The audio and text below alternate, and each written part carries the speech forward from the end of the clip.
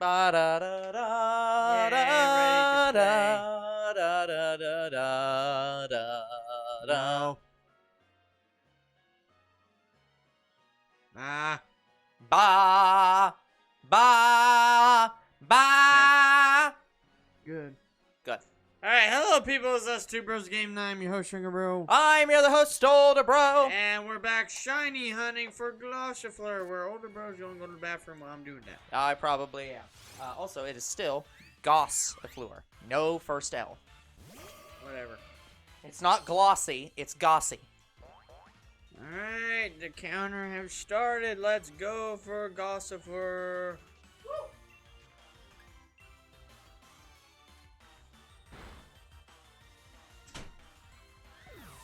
Yeah, older bro has left. He is getting a drink and going to the bathroom.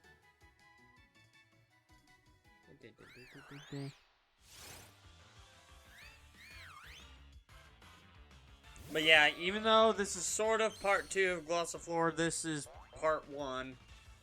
Because we didn't even spend a half an hour looking for it last stream.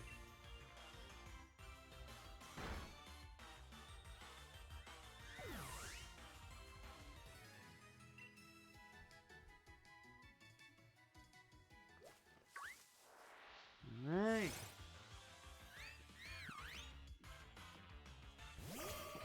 But yeah, guys, so Shiny Gossifleur, its red hair, or the red plant on its back, is supposed to be blue. And the flower on its head is going to be pink. So that's what we gotta look for.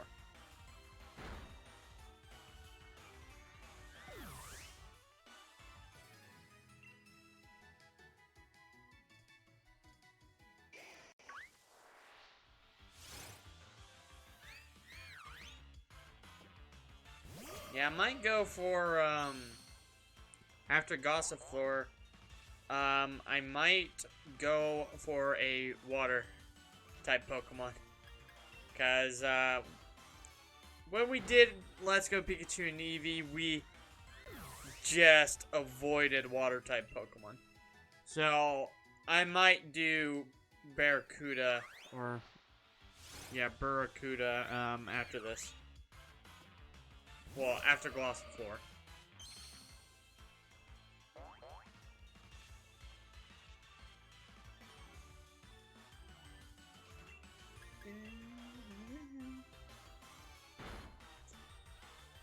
At least we're sort of starting in the evening.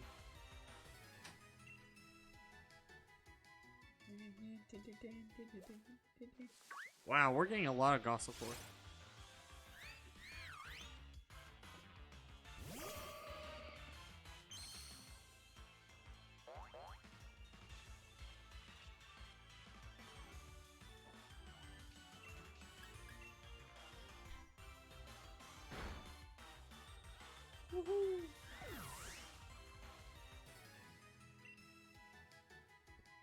I hope we get in the first 100, but with my luck, it's probably gonna be just as long as Snom. Watch. Oh, I didn't look up if this hunt is bad or not. Oh, I need to do that. I didn't research this hunt, guys. I'm sorry.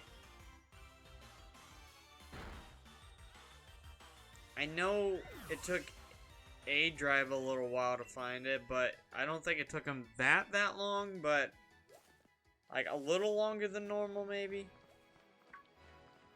Tyrogue, fuck off. Yeah, Tyrogue sucks in this route. That's a Stunky. So, I would take a shiny Stunky. I don't have one. I don't think I have a shiny Stunk Tank either. I have Growlithe. I have a... I don't know if I have a Tyrogue, actually. I don't think I got a Tyrogue. And I definitely don't have any of the shiny Zigzagoons.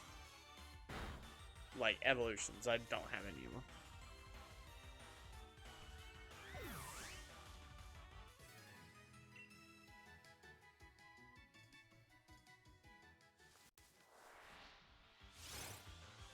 Watch, I get the shiny and older bros away. By the way, guys, I did get a new phone case for my phone. Because the last phone case, it was getting pretty banged up and it kept slipping off easily. Like, I left it... Where was it? I left it in my car overnight because when I slid my phone in my pocket, it slid off my phone as I was putting it in my pocket and I didn't notice. So I was worried I left it at my work. But yeah, guys, I love my new phone case. It is built like a freaking brick, which is why I got it, because that's what it looked like it would do. Yeah, so this is a much... I think my money was well spent on my new phone case.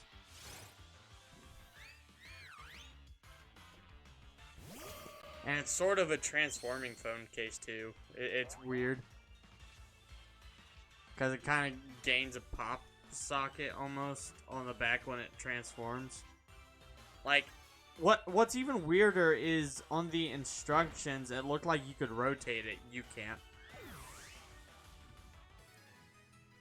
And if you can, I have no idea how the hell you do it because that wasn't in the instructions. I hear you, Gossifleur. I hear you, Gossifleur. Yeah, I like how much you're complimenting your phone for being transforming, and in the back of my mind, I'm like, the only way this phone case could have been better is if it literally transformed into a dinosaur.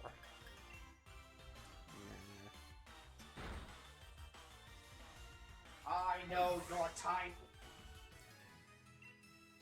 I mean, I'd like it, sure, but no, that's... I don't know of any phone case that does that.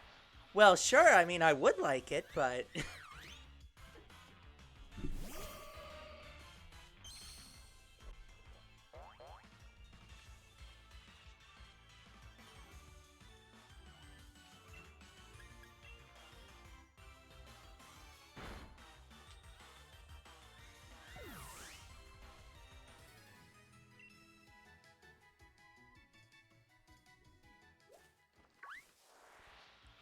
Gossifleur really likes to spawn in this patch of grass.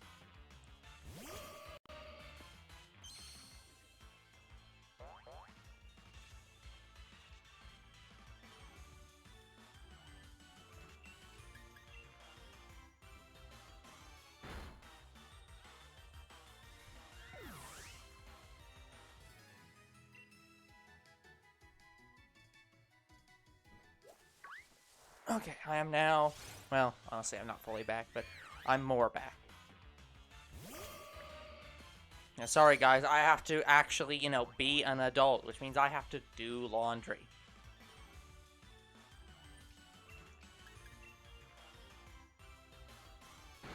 Yeah, I pretty much put my laundry downstairs and do it when I can.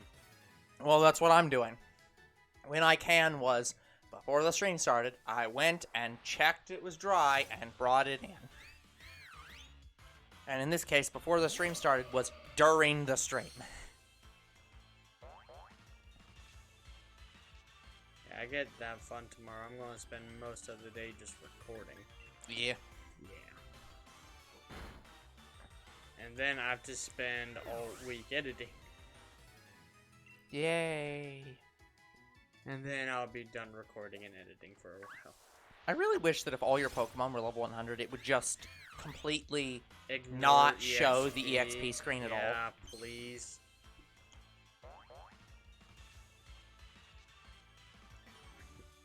I think Arceus sort of did that. At least in Arceus, you were outside of battle, and you could just move while you were gaining the EXP after the fight. The EXP screen is part of the overworld. Wow, it's actually slowly darkening. That's kind of cool. Yeah, I mean, it has real time. It's very real time.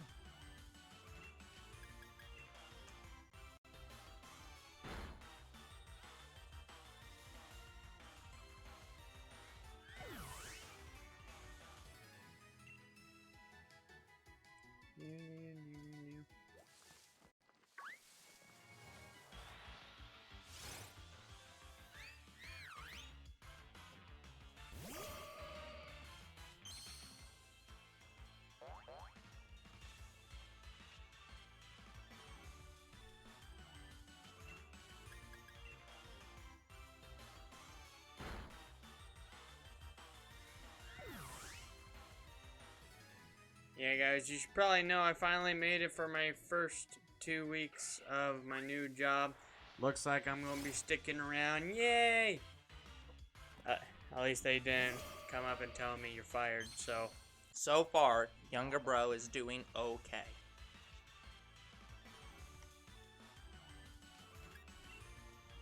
Yep, so this job's probably gonna stick. Like, I'm probably gonna stick there for about 5 years, then start looking for another job.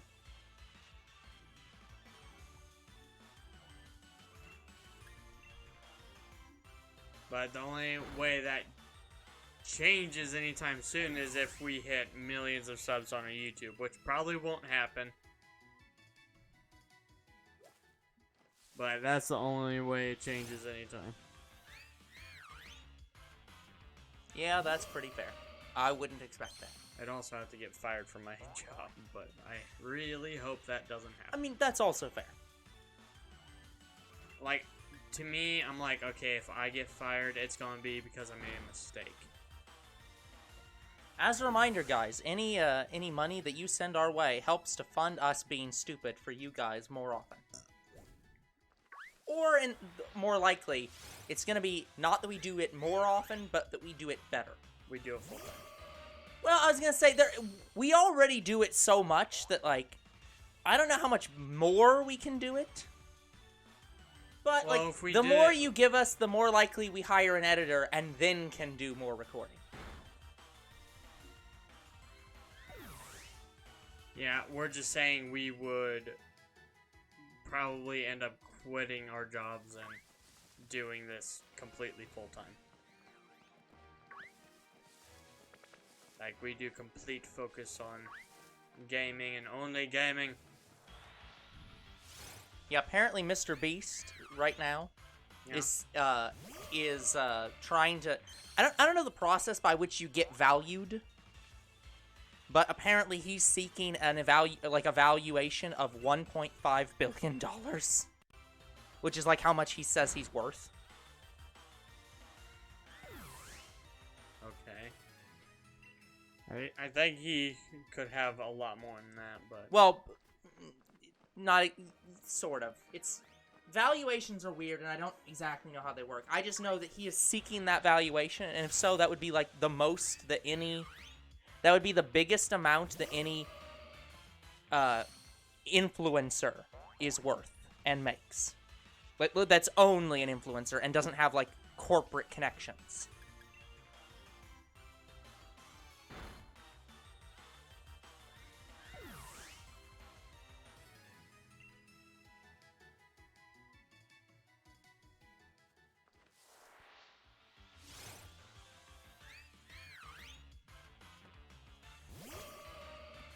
yeah, sorry if I'm kind of quiet, guys. I just don't have a lot to talk about. Yeah, I'll try to do my best when I'm finished folding my laundry.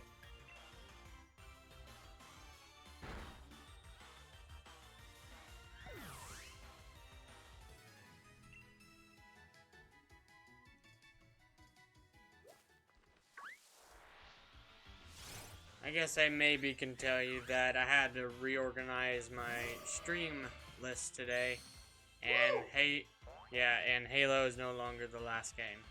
Let's just say that. Like, I think I've said it previously, so it is no longer the last game, and it's pretty much unpredictable now. I was gonna say, saying that it's not the last game doesn't really tell you anything other than It that would it's have not been the the last last game. import. Yeah.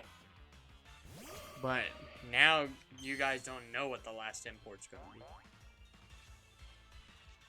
Which is preferred. Let's be honest, most of the people on this channel probably don't know what games you played on your old channel. Well, I always say at the start of the series if it's a new game or if it's a... I'm just saying beforehand, they probably don't know. I'm saying it for a lot of my old channel subscribers, okay? Which is surprisingly a lot of people. But yeah, guys, not even my friends really know my list. Yeah. Like, the only list they kind of know is my mobile list. But they just know which multiplayer game I'm doing next, not necessarily when I'm going to play it. Well, upload it to the channel because we play it ahead of time.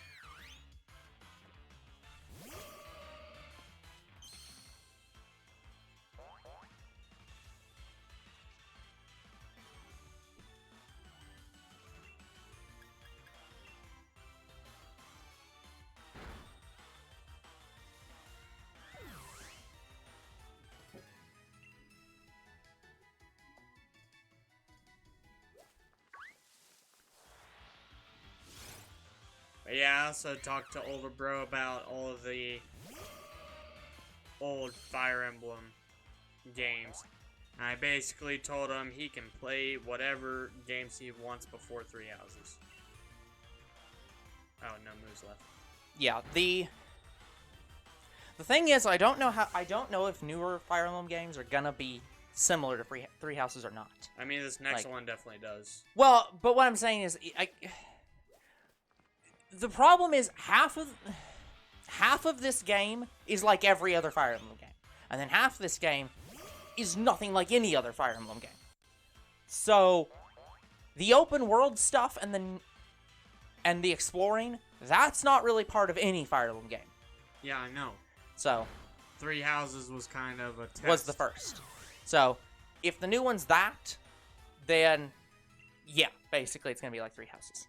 I think they could have toned it down a little bit, and I think they would have had a better game. But Three Houses, I'm still enjoying. Like, honestly, I think the biggest problem with Three Houses is that is the probably 3D modeling. Well, yeah, but that's not the point. Not necessarily the characters, guys. I'm talking about the backgrounds. Yeah, but it's because the backgrounds aren't 3D models. I know. The backgrounds are 2D. Characters aren't 2D. But, anyways, that's not the point. The point is that the problem that I think that is the biggest thing with Three Houses is that it is so tied to the calendar schedule. The only time you can really break the calendar schedule is like when you're exploring, and then you kind of have free reign for that day. But otherwise, it's kind of just, you go through it, and then it's next week. So it feels It feels rushed, sort of. It feels rushed, but it also just feels like it's going on forever. So it's like, I don't really feel like I have full control over when I do things. Yeah, so So if there's... I hope they don't do something similar. I'm guessing the new one's not going to be like a school. It's going to be a more traditional setting. So I think that will kind of take that part away. 1 HP. You struggle? Yep, I'm at struggle. Oh, sorry, I thought it said you struggle. I was like, what? But okay, you struggle. I mean, if I stayed in battle long enough, it probably would have. Brilliant. Nope. Dang. How many Gossifleurs do you have? This is 54. Okay.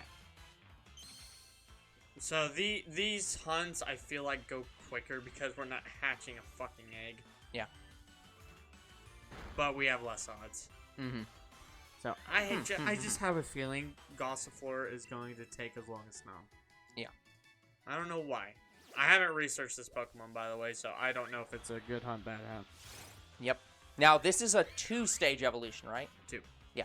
So it's Gossifleur and 1. Yeah, and one more. Eldegoss. Yeah, sorry. I say 2-stage, but technically, Pokemon's naming conventions makes the third stage, or the third Pokemon is Stage 2. Yeah. But, yeah, we're on the same page. So, yeah, it's... Yeah. So this one shouldn't be longer than Snom. It should be probably just as long. Yeah. Hopefully shorter.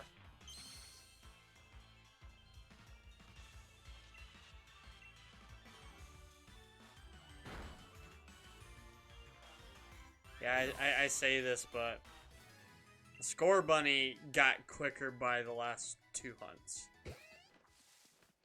Like, first hunt... Yeah, Score Bunny was just almost... Like, for that last hunt, it was, like, instant. Like... Yes, we got it. That stream. As soon as we were looking for the third one. Well, stream. how many did we do for the second one? Was that two? How many streams? Yeah. We did? It was 600 encounters, so around the same 2 or 3 amount. streams. No. Oh, one stream. 5. Oh, okay. Sorry. So yeah, it was Okay. Like it was 5 per score bunny. Well, actually no. The first score bunny was around 10, and the next one was 5 or so, and then the next one was only 1 stream. Okay. Oh, yeah. Okay, you were talking the number of streams. Okay, yeah. That sounds about right. So yeah, I think 5 was probably close to the average for that one then. Yeah, Snom altogether was over 20. Yeah, so that averaged about 10. 10 per Snom. Yeah, that's... That is insane and stupid. Like, we are probably the shiny hunters that struggled the most with Snom because everybody I watched just got him within the first 600 encounters. Yeah. Yeah, I'm going to guess about 5 streams is the average for us. Or it's going to average about 5 streams. Which isn't terrible. Yeah, but how many streams did we average for Pokemon? Let's Go Pikachu and Eevee. Like 1 to 2. Like, so you can tell it's gonna be like about 3 times longer. And that game took us like 3 years. Yeah. So this one's gonna probably take us around 5 or 6. Well, if it's 3 times longer, it's gonna be like 9, like 7 to 9 years. Oh That's insane. Remember, guys, Younger Bro does have a policy of after a certain amount of time, he does accept trades. Yep, after 3 streams. And as we have said many times, we do not care what the source is. It just has to be able to be uploaded to Pokemon Home. And then transferable between games. Yeah, so. But however you get it, that's not our concern.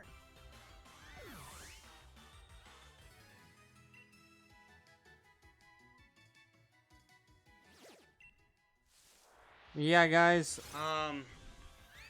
What I do want to talk about on camera is, yes, guys, we do now have the availability to do posts on YouTube. Yes, we do. Will we include that in the next channel update? No, I don't. Not necessarily. I think maybe we should explain what we're doing with it. Yeah, here's the thing.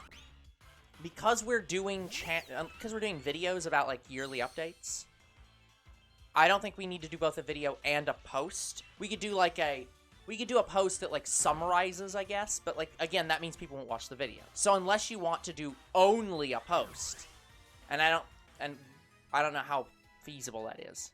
Like I think you can upload links, so I think we can even put the YouTube like the channel update probably on there as so well. I think we could do something like that. But yeah, here's the thing. Community posts are incredibly good for your channel. It's like the algorithm really likes them. However, we don't really have a lot that we need to do community posts of, and I don't want to abuse community posts. Yeah, guys, right now we're using it for minor stuff, and I think it's going to be the page where we post links to, like, maybe, our channel updates. Like, we might do docs.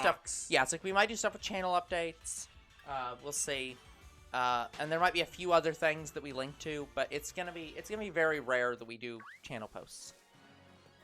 A lot of it's gonna be for voting, which Younger Bro has already done. Yep. So, yeah, if you want to see our first channel post, it's on our YouTube, and you get to vote on whether or not. Yeah. Wait, it does have end dates? No, I'm saying any like vote on it will not be counted after I'd say the 30th. Oh, I'd say just keep going until you are about to record the thing. Like if you're not recording it for a year and a half, I'd just keep letting it go and check in on it. The reason I'm doing that is because there's also voting on other platforms, and you can only keep them for about 5 days. That's fair. So that's the only reason why I'm doing that. I'd say honestly, I'd say it's... Because I don't want to keep posting the same fucking vote. Well, no. What I would say is, if that's the case, then I think what we should do is we should post notes, like we should post updates on those platforms and tell them to go to the community posts, rather than have a post here and have a because the same person could vote on all of them. So it's like, I would have it be on like TikTok and Twitch or Twitter and Facebook and wherever you're doing the posts. Like, put a post that says... I didn't do it on TikTok. Well, I know. I'm just saying wherever you're putting it. I don't know where you're putting it. So, but I would say wherever you're putting it, just say like, hey, you can vote on whether or not I continue the series. It's on the community tab at YouTube. And that way it's all in one place, and you don't have to worry about like, this one only goes for 5 days and this one goes for 300 years. But yeah, you're saying mainly use YouTube posts as the voting. Since that has an inbuilt voting system. And I can make it last. And yeah, and it can last for however how long you want. Okay. I would rather do that. So I'll do that for the next vote that we have. Yeah, I think that's a good plan going forward. Again, this is a weird thing. We didn't plan to have community tabs. They just finally gave it to us. So. I think everyone got it. I don't think, it was a... It's not everyone. It's you have to have more than 500 subs, or you must be an affiliated channel. Like, you've got to go through and like give them like your ID and stuff like that, or however I can't remember how you do it. that? We did, because you need that unlocks advanced features. Oh. So whatever the process is for doing that, I can't remember. I know one platform you have to give your ID, but I don't remember if it's YouTube or not. But whatever that requirement is, that's how you get community posts. So yeah, it's okay. I'm surprised they didn't just lock it to 500 subs, because it just seems weird. That's like pretty much anyone can get it if you... I know there's some restrictions on that like lower tier, but I can't remember. What I also need to know is, should we use it to post playlist links? No, because playlists are already on YouTube. So that's something I don't want to do. I don't want to post like, we started the series, because they know that we started the series, given that they're watching the channel. Okay. So stuff like that we should not do.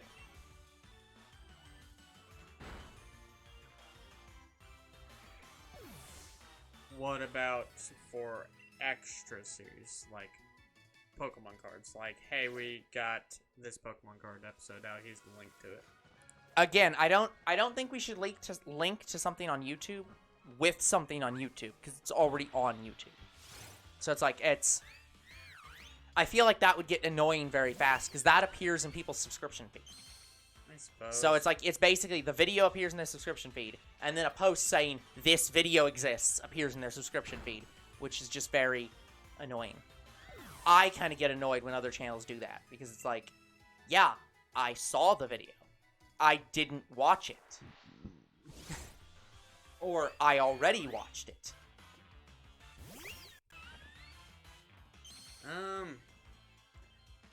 And we already have so many things that we put in people's subscription feeds since we do so much content. Another thing I was thinking to do is maybe post about streaming puppy, streaming kitty, and maybe the cards that I got from Pokemon.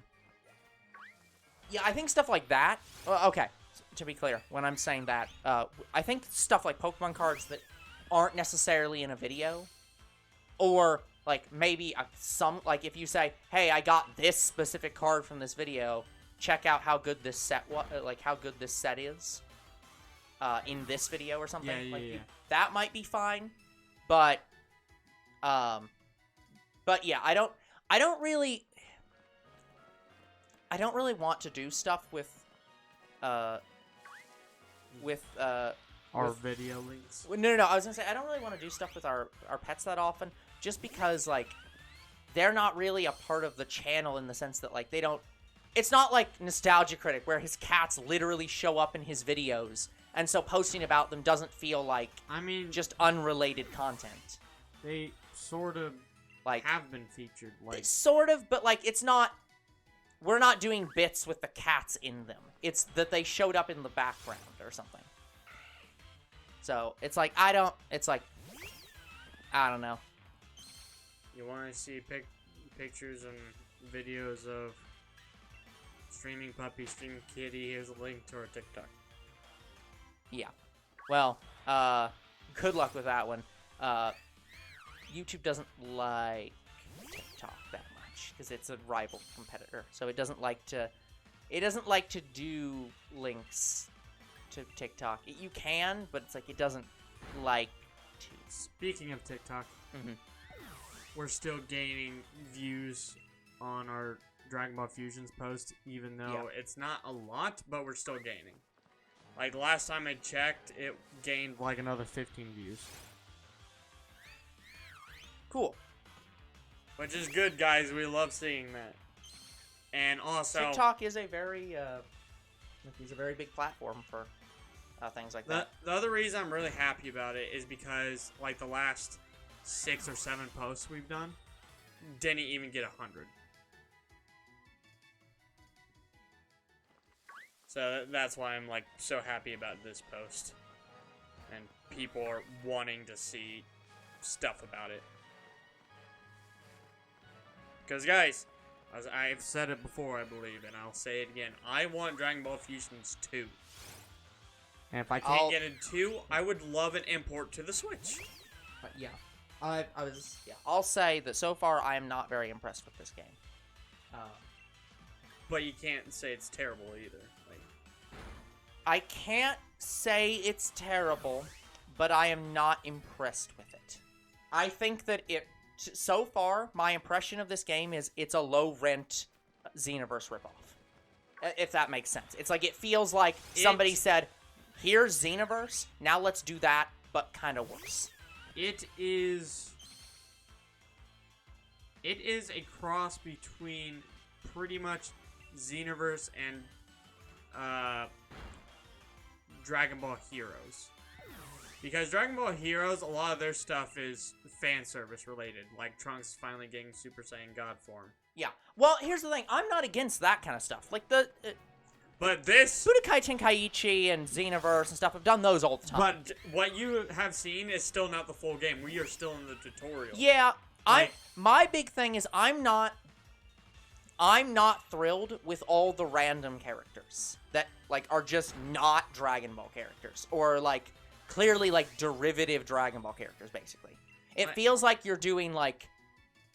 That's the best way to describe it. A lot of those characters are just randomly made-up characters. Yeah. I didn't really like a lot of them either. Like, there's a few I like. Yeah, it's like... But there's...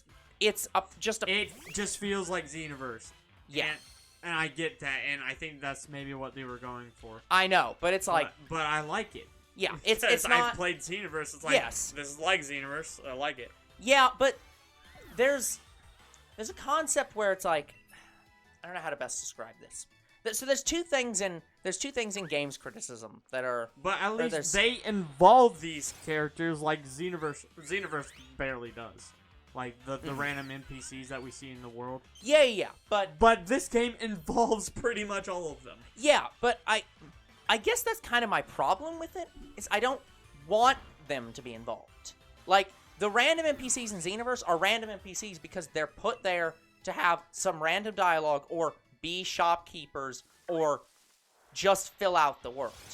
But it's like, these guys just kind of feel like they're showing up, they are literally nobodies, in this tournament that's literally meant to be all the strongest characters in the universe that have ever and will ever exist, plus you two, are going to fight to see who's the best. And then you see all these random characters that are they're not even from anything. Like, even the main two characters are barely from anything.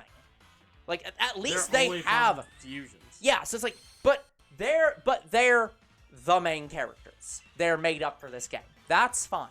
But these others are just, let's hit the random button on Dragon Ball attributes. Or let's just make a different Dodoria, or a different Zarbon, or a different Jace, or a different Raccoon.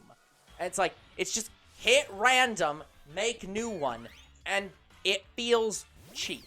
It's like, I don't want to be traveling around and fighting random NPCs. I want to be fighting the main characters. And Fusions was obviously a rush game because have you seen the dialogue? Yeah, but so they didn't have time to make every character that unique. I know, but it's like I will give a pass on Saiyan characters because Saiyan characters they literally just have a lot of the same hairstyle. Yeah, but that's the thing I liked about. Let's say it this way. This is the thing I liked about Xenoverse. The thing I liked about Xenoverse is that... Okay, let me back up a little bit and talk about what I think an ideal Dragon Ball game is, to start out. Pretty much every Dragon Ball game that we've ever had is usually one single formula. There's a couple outliers, but pretty much all of them are the same formula, and it's tell the game story, but you do the fighting. It's, here's the plot... Now let's put these random fights in, or fights from the anime. You play as one of the characters, usually the one that's supposed to win, and then you win the fight. And then they continue the story, and then you fight again. And that's the thing. It's basically play through the game, or through the anime. And then they have their occasional, random what-if stories. That's how Kakarot was. Yeah. So that is pretty much every single Dragon Ball game, except for a couple. There's a few games that are side games that are like Fighters, which is only... It's basically a fighting game like Street Fighter. Fighters was not fan service. It was its own story, but they used all the characters from the anime I was gonna say, plus one new character. Well, I was going to say, does it even have a story? I thought Fighters was literally just a game about combat. It has a story. Okay, then let me say, I think Fighters is one of the ideal Dragon Ball games. I think that the best Dragon Ball games are not just rehashing what you've seen in the show, but are actively a new story with fights happening in it. Yeah, that's kind of what Xenoverse does. That is exactly what Xenoverse and Fighters does. Those are the good ones. Stuff like Budokai Tenkaichi. They're fine games. But we've played that game 8 times because they had all the Budokai games and all the Budokai Tenkaichi games, and they play exactly the fucking same. It's the same game. Budokai would play probably more like Fighters, actually, because it's a side-scroller fighter. Yes, but outside of the style of fighter, it's the same kind of play through the plot of the anime. We've had that game 8 times. We don't want it anymore. It was fun. We wanted it with Kakarot. Yes, but that's what I'm saying. That should be done sparingly. Because when Dragon Ball Z came out, they just kept hammering that in. Because the Dragon Ball, they did all the Budokai games, which are just playing the story, but side-scroller. They have the Budokai Tenkaichi games, which are playing the story, but 3D world. There's the Legacy of Goku games, which are playing the story, but in a top-down 2D style, sort of. It's strange, but it's the same game. They don't have really unique stories because the anime told the story, and you're just reliving the story again. Believe it or not, I consider Legacy of Goku actually a little bit open world because you do explore. It is a bit open world, and I like that. It's not. It at least tried something new where it said, okay, we're not just gonna throw you into a fight. Otherwise, it's a pretty linear game. Yeah, it's a very linear game. But so you can just explore those maps. I do want to say, I'm not saying that game is bad. What I'm saying is that was a unique way of doing the same kind of game. That they did something new, but it's still you're playing through the story of Dragon Ball Z through all 3 of those games, because all 3 of them were, and GT Transformations. All 4 of those games. GT Transformations was side-scroller level-based. But, all 4 of those games were basically telling the entire plot of Dragon Ball in one series, in quotes. But outside of that, which is a bit different of a way of doing the same thing, all those games were the same. Then you get to something like Xenoverse, where they say, no, we're going to have all the characters in here, more or less, but what we're going to do is tell a cool and unique story, have some new characters, but it's a new plot. You cannot watch Dragon Ball Z, Dragon Ball Super, Dragon Ball GT, original Dragon Ball, and know the plot of those games, because it doesn't exist. Yeah, you can't predict the plot of Xenoverse. Yeah.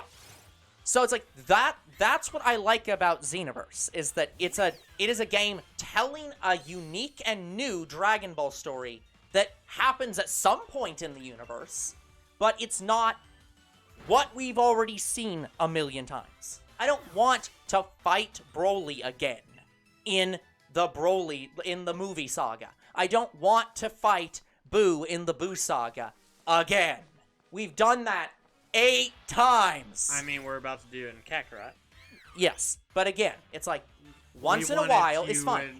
This is the Pokemon problem. People kept getting firefighting as that starter over and over and over again. It was fine the first time. It was fine the second time. It's technically been fine every single time. Every one of those games on their own is fine. Every one of those firefighting starters is fine on its own, but they're not on their own. We kept getting them, and we just kept getting the same them over and over again. And it's like, you need variety. Make a different kind of game. And Kakarot is. Yeah, and Kakarot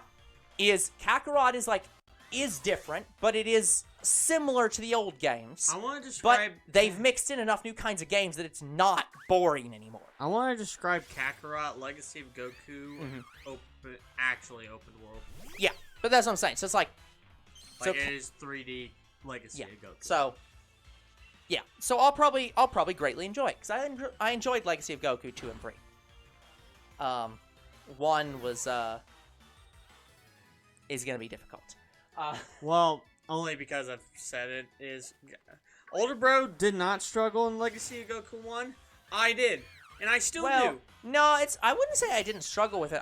I did struggle with it as a kid. But you were able to get past, like, the first, like, route. Yeah, like, I can't remember that game anymore. I just remember it doesn't really... It's not the same as 2 and 3. It plays a little bit different than those games. It's a bit older. You seem to have to be max level to go through every map on that game. It sucks. So, but that's beside the point. We'll get to those when we play them. But, so yeah, I'll probably enjoy Kakarot. But it's the fact that it wasn't that it's... The thing that makes Kakarot better is the fact that I didn't play Kakarot immediately after playing Budokai Tenkaichi 4. Or, Tenkaichi 3. And Budokai Tenkaichi 2. And Budokai Tenkaichi. And Budokai 4. And Budokai 3. And Budokai 2. And Budokai 1. And Legacy of Goku 1. And 2. And 3. And, like, so it doesn't feel like I'm playing the same game anymore. Because they've had things like Dokkan Battle. They've had things like Xenoverse. They've had things like Fusions that... give variety. So it's like, okay, now we can go back to playing the story, and that's not that big deal. And now we have Dragon Ball Breakers, which is a multiplayer game, which is fine, Xenoverse is, but it's a battle royale. Yeah, and that's what I was going to get back to with Fusion specifically. The problem with Fusion is I think it's trying to do 2 different things at the same time. If they took all of the random generic characters and said, okay, we're going to do a multiplayer brawling game with those characters, it's fine. That's a different story. It's a different kind of game. And those random characters are because they're the random NPC you made. And it's fine. If they wanted to tell, hey, we're going to have this, we're going to make this game that's a tournament arc where you fight every single... like, powerful character in the entirety of Dragon Ball to prove you're the best, then it's fine. I don't know how they do that, but that's not the point. It'd be fine. That'd be a cool way to do a fighting game that's not... You just think Fusions would be better without all these random characters? I think Fusions would be better without all these random characters. So, because they are trying to tell a new story, and I enjoy that. But it feels, so far, it feels just like it's what Xenoverse did, but they did it kind of worse. So... I await to see how I feel at the end of the game. Because right now I'm not that impressed. It's not bad, just not that impressed. But yeah, the game does get a lot better. Yeah, so I expect after we get out of like the main tutorial areas and we get to the recruiting sections and stuff, it will get better. That's where the game really starts. Yeah. But yeah, for right now it feels very slow and kind of like not the worst going to Dragon Ball lie, Z. it is probably the longest tutorial I've ever went through. Yeah. And I don't hate it. You're pretty much playing through the game as you're getting tutorials, which is what South Park Fractured Butthole did, but they did it well. Yeah. They gave you like a small tutorial at the beginning, like it was decently lengthy, like it takes about 20 minutes to get through. But after that, when you get a new ability, they give you like a small pop-up that says this is what the ability does. That's it. Yeah, and that's how a lot of games do tutorials, where they'll give you a description of how the item works, but then never like do it again. Yeah. That's how that's how Night and Bikes did tutorials. Yeah, but Fusions, they pretty much do everything within the first several hours. The tutorial takes about 30 minutes to get through. Yeah. Well, technically we're still in it and we're two streams But we're in now. voicing characters and That's true. So it's like you can get through it faster, but it's like for us it's going to be the first 3 hours of the game. yeah. So it feels a bit slog. So the good news is we are almost done. We just have to get to the third world. Yeah. I'm guessing that once we get further in the game, a lot of the characters from the beginning don't ever appear again. Or they appear very rarely, so we won't have to keep voicing them. Once they are voiced, they basically don't have any more dialogue after that. So it's like we're not going to see Raditz and Nappa much longer or at all. It's we've seen them and they're basically done. I think they might appear a couple more times again. Main characters will appear more. Yeah. But the side characters, they don't appear as often after you do quests for them and such like that. Okay. But I guess the reason why they had all these random characters is because they wanted more fusions. I get it, but it's like... So they were like, yeah, let's make some... But, yeah, but it's like... new characters to have over 1,000 fusions in the game. That's not a joke. Yeah, but given the fact that you can do a full team fusion in this game... How does that not create that just with, like, okay, like, the way I'm going to describe it is, how many actually in Dragon Ball characters from Dragon Ball, Dragon Ball Z, Dragon Ball GT, and Dragon Ball Super are there in this game? Like, rough estimate. They have every character from...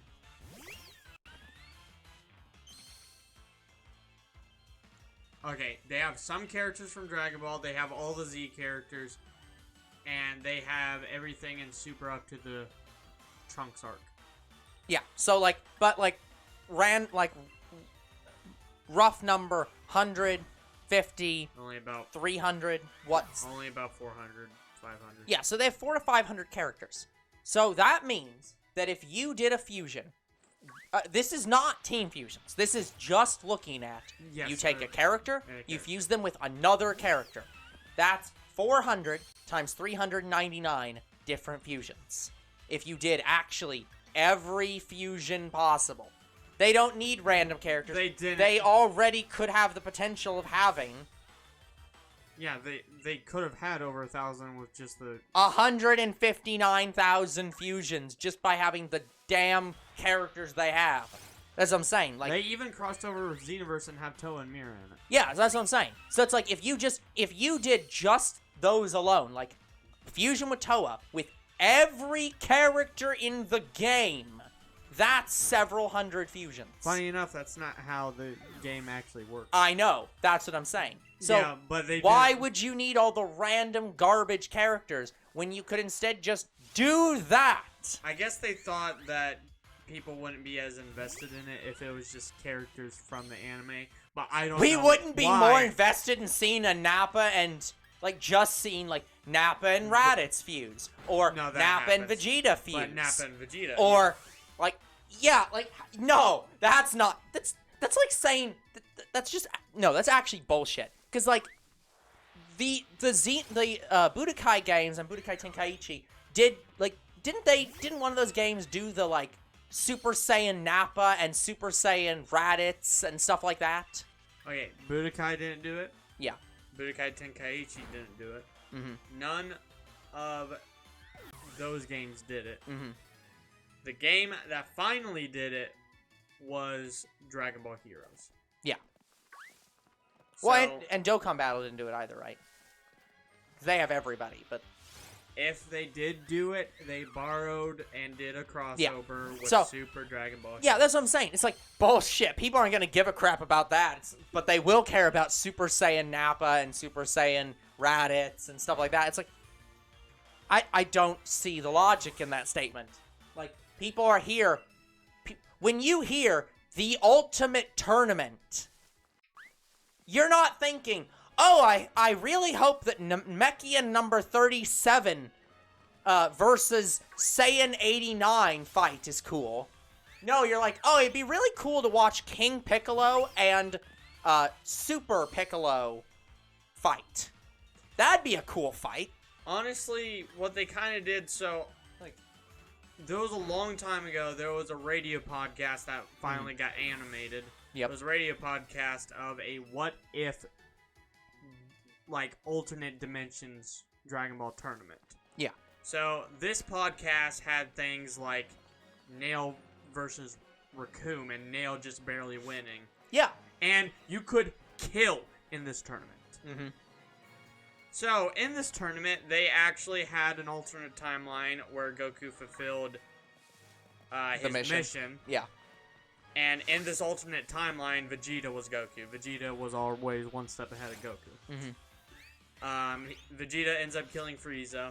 Then after that, him, Nappa, and Raditz, all three of them are alive.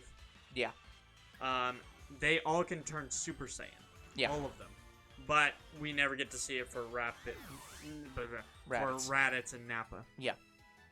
But that's what I'm saying. It's like I just fundamentally cannot comprehend that concept, especially like I wish they borrowed from that podcast because we could have had.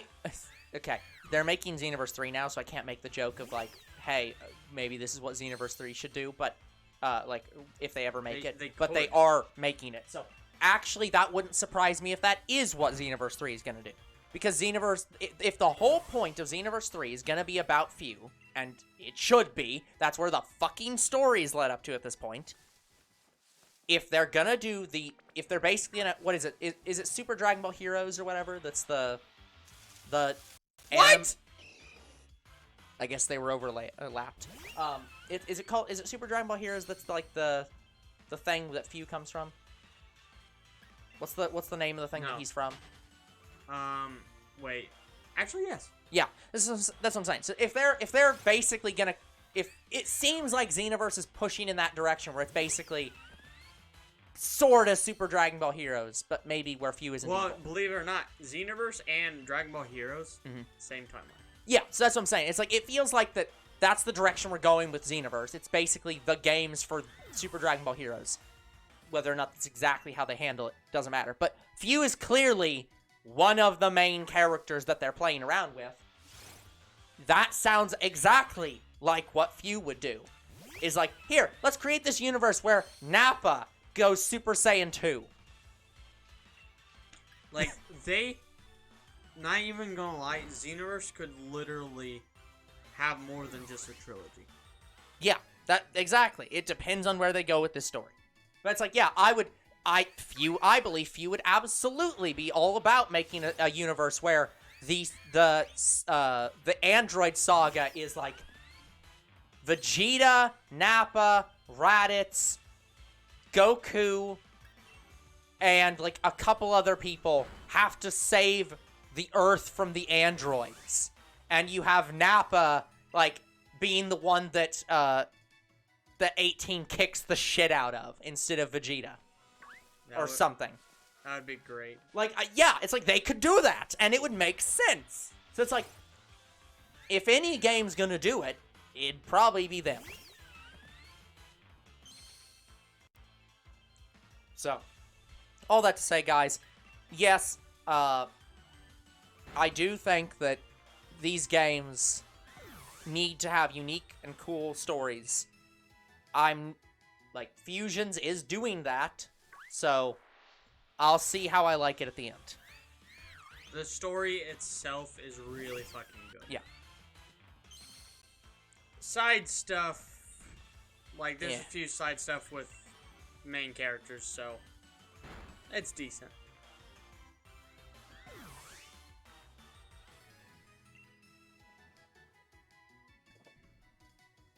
But yeah, I agree. It's very hard to care for these new characters. Yeah, I mean, when you literally know that they're disposable, it's kind of hard to care about them. Yeah. It's like those shows that have characters who you can clearly tell that they are just setting up to die. Like anytime they bring in like a cute girl that has absolutely no character except does not want to die, has a tragic backstory, they're very clearly setting up that she's about to die just so the main character feels sad. And it's like, I don't understand how you want me to care about this character. The only thing you're doing is setting them up to die. If you want me to be invested in this character, the way to do it is not kill them.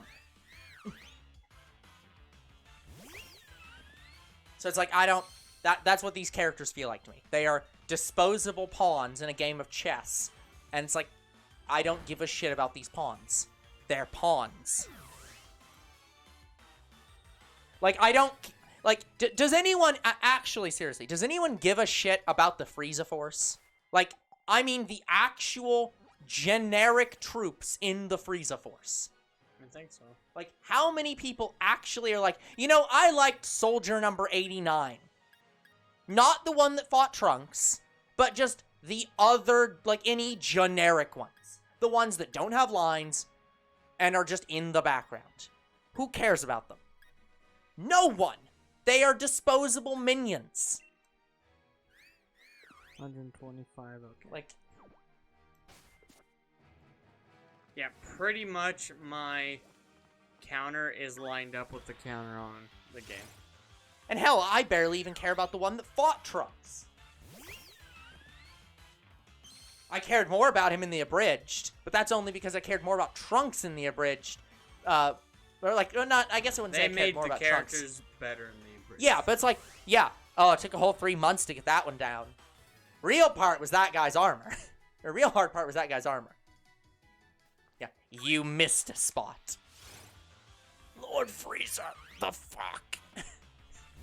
Like that, the only reason I give any shits about that soldier is because they made it funny that he died. Otherwise, I don't care. Who cares? They started a union and it was destroyed in one blast. Like, what? Fucking hilarious. Yeah, it's funny, but, like, I don't care about the continued adventures of a pool. If they did a side game, or a side story that was all about a pool, I would not care. I wouldn't care if they tried to make the... What's the 3 berry guys? Raspberry... Raspberry...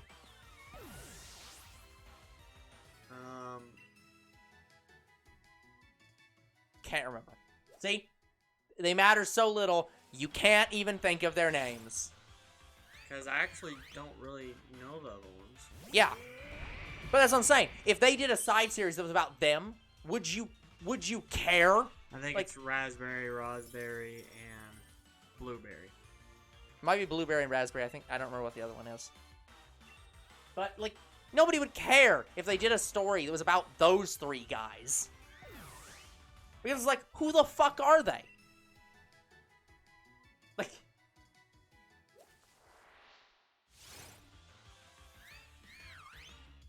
Funny enough, I think it was Budokai Tenkaichi 3. Mm-hmm. They had a scenario where you play as the Frieza Force. Yeah. And I thought it was fucking fantastic. Yeah. It's a great, like, it can be a great, like, one-off side thing. But it's like, you're not going to get that much out of it. Because we don't care about these people. We do care about Goku. We care about Frieza. We care about Vegeta. We care about a few of the, like, background characters, obviously. I'm not talking, like, people like Tien. I mean, like, Launch.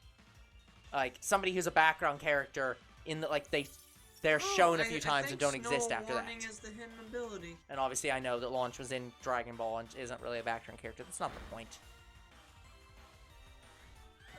What I hate is the only games I know Launch has showed up in, like, that are new, are Legends, and you can play as her. Yep. Makes sense. And Kakarot. Yep. Like, they give her an arc in Kakarot because they couldn't do it in the show. Yep. Because her hair changing color was too confusing for people. And honestly, they make it so fucking hilarious. Yeah. Like, it's so great. Like, I'm still pissed off that they thought, Tien should have a girl that likes him or that is, like, associated with him. Let's make a new girl. Sir, he had already had a girl. No, let's make a new one. What should we call her? Oh, Urine. Like, piss? Yeah, sure. Who cares? Like, it's... Like, her name is Urine! Like, I don't hate her character, but at the same time, I'm like... But Launch would be better, and also, her name is Urine!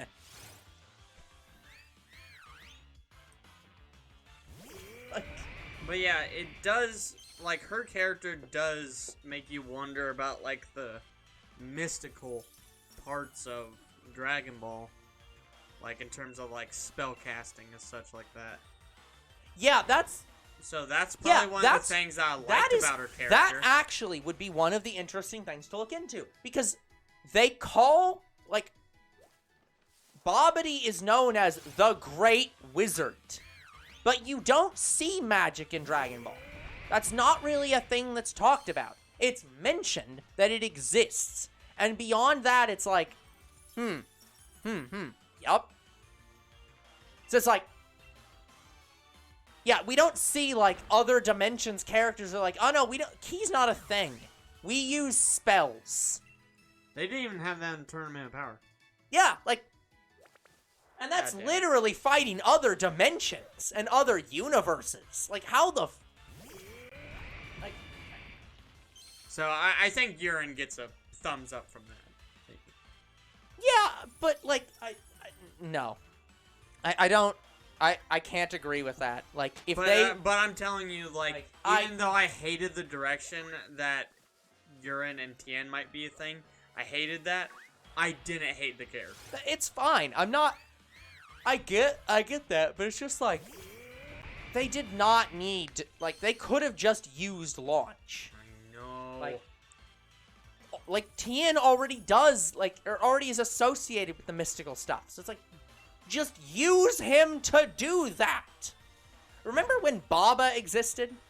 Remember when Fortune Teller Baba is literally an actual fortune teller who can literally actually call up the dead? Yeah, she does in Super, like... Yeah, but remember when that was a thing? Dragon Ball barely remembers. Glad to hear that she came back, though. Yeah, Fortune Teller Baba is in Super. Yeah, like, glad to hear. I'm glad to hear that Super is really trying to bring back Dragon Ball parts. People forget that, like, that was what GT was trying to do.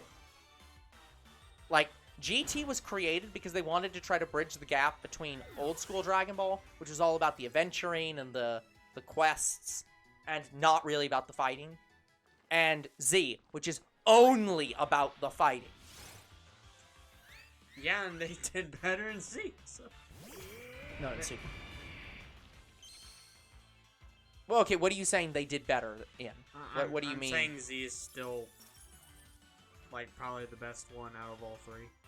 Yeah, but again, it's like, I can't necessarily agree. I liked Dragon Ball, is the problem. is I enjoyed... The problem is I love all three of them. Like, Yeah. there's nothing I hate in between them. But it's like, if I wanted to binge watch any of them, I'd probably go to Z first, and then Super, and then Dragon Ball. It's if I went to binge watch, I'd probably start with Dragon Ball. Not because it's the first one, but because I enjoy when the fights mattered and the exploring mattered. I think the other thing is, comparing Dragon Ball to GT, there's very little comparison. Like, the adventuring, yes, but Dragon Ball did it better. Yes. Here's why. Because They weren't rushed. No, nothing to do with that. Because you got to remember, here's the weird thing. Dragon Ball didn't... What's the best way to word this? Give me a second. I need to look something up. And then I'll... Dragon Ball developed the characters better? Well, yes, but that's not exactly what I mean.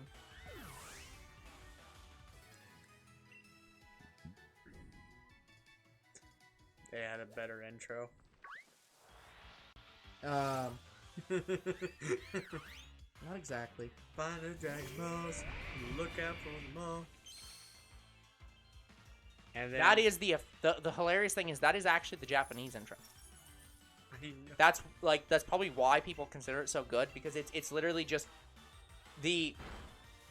It's just they didn't really it's change just the a intro. translation It's the of the translation. exact of the Japan. And what did we song. get with GT? 2 different intros that one of them was better.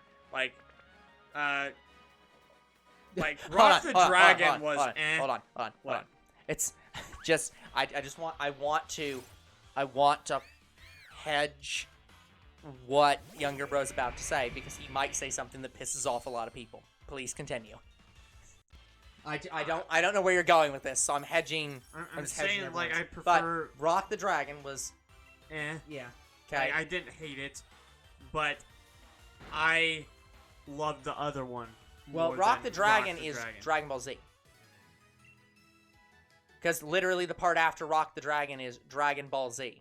What? Dragon, Rock the Dragon, Dragon Ball Z. That's the official intro for Dragon Ball Z. That's for GT. No, that's the Z intro. What? The official intro made by Funimation is Rock the Dragon. I thought it was Sparking. Never heard of that. That might Sparking be is that the might intro. that might be the Kai intro. No, that is for Z. Yeah, I'm 1000% sure, because I've literally watched a video that analyzes dubbed anime openings,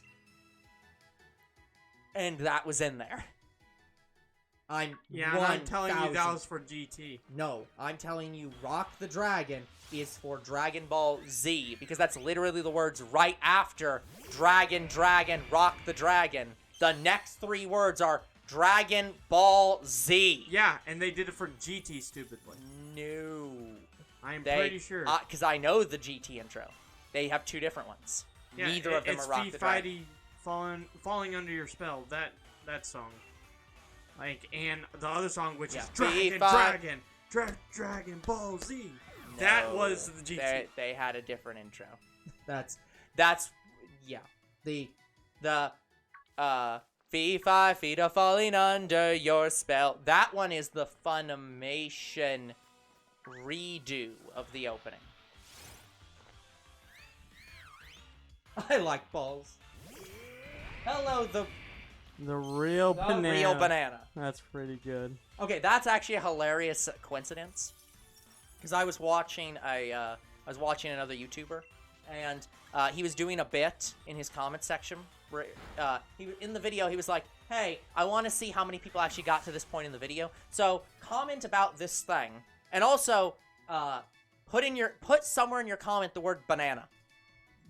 Banana boing. So, and now here is the real banana.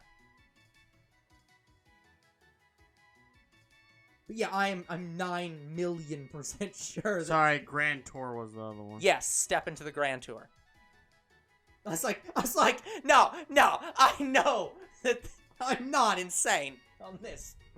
So, okay, so you're saying So, okay, so getting back to what you were saying. So Grand Tour and... yeah, so there's Grand Tour, Falling and there Under Your is Spell. Fee Fi Fita Falling Under Your Spell. I'm just going to call it Falling Under Your yes. Spell. So there's those two songs. I love Falling Under Your Spell compared to Grand Tour.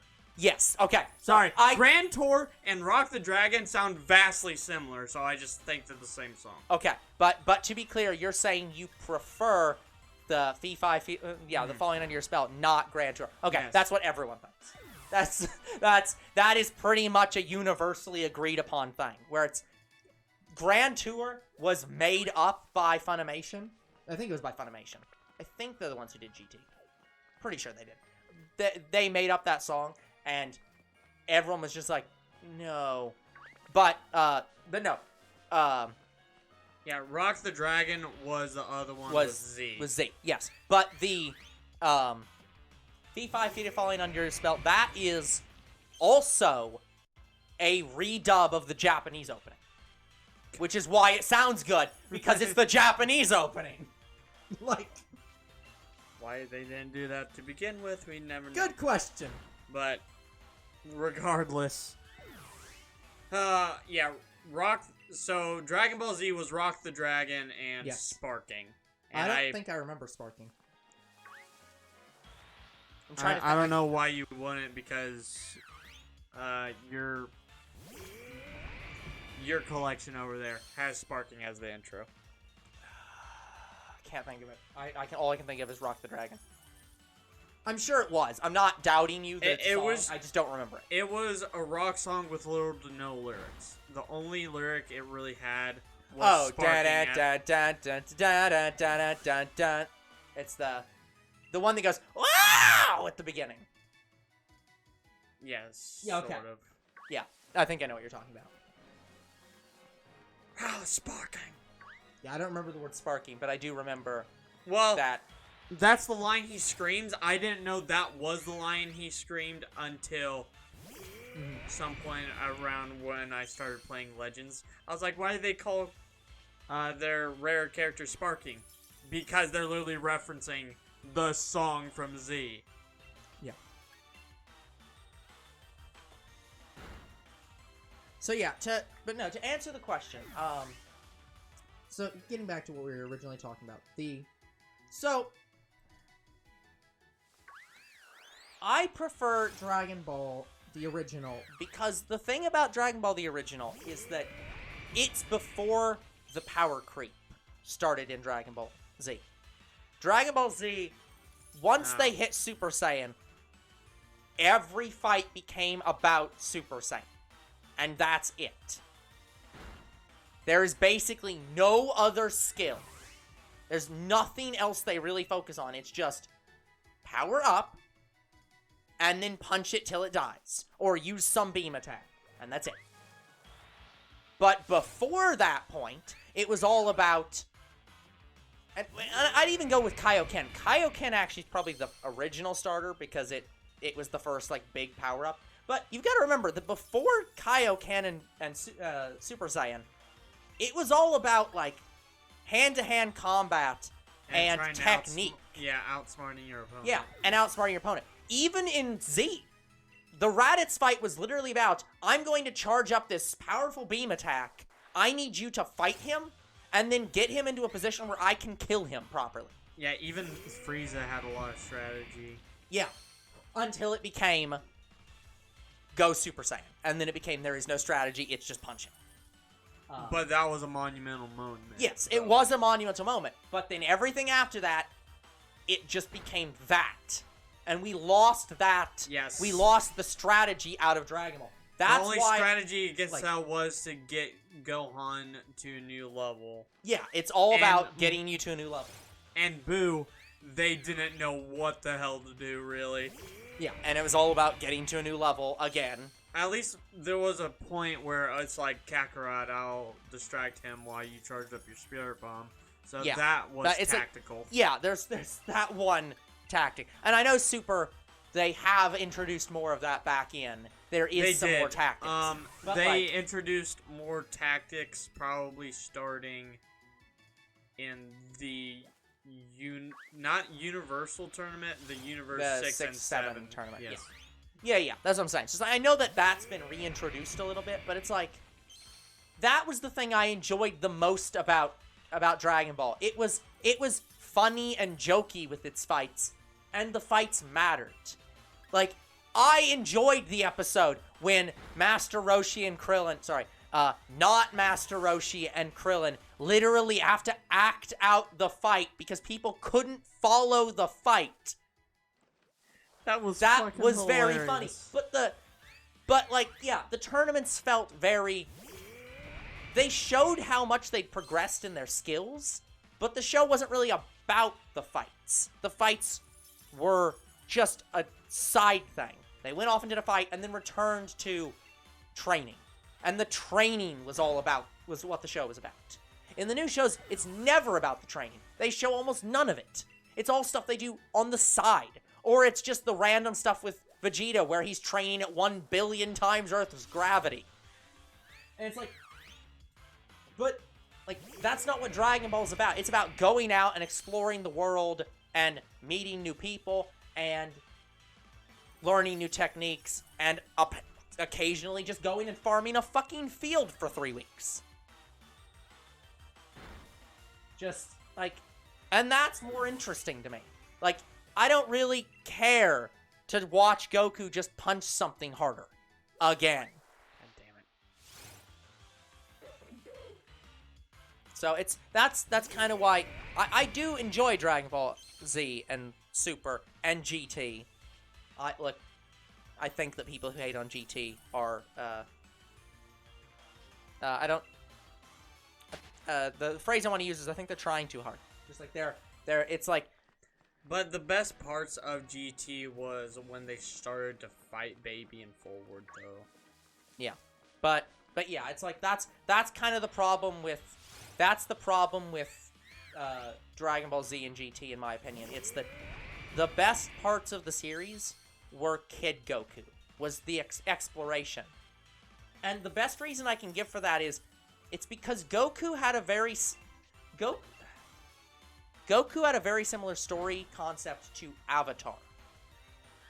If Nickelodeon didn't literally make Avatar based on Dragon Ball, the original, I would be surprised. Because that's the kind of aesthetic they have for it. It's about a guy who goes out and explores the world and meets new people and learns techniques to then fight the final boss. Not just... let me scream for 3 hours, punch him for 3 hours, say that we have a minute left, and it's been only 5 minutes.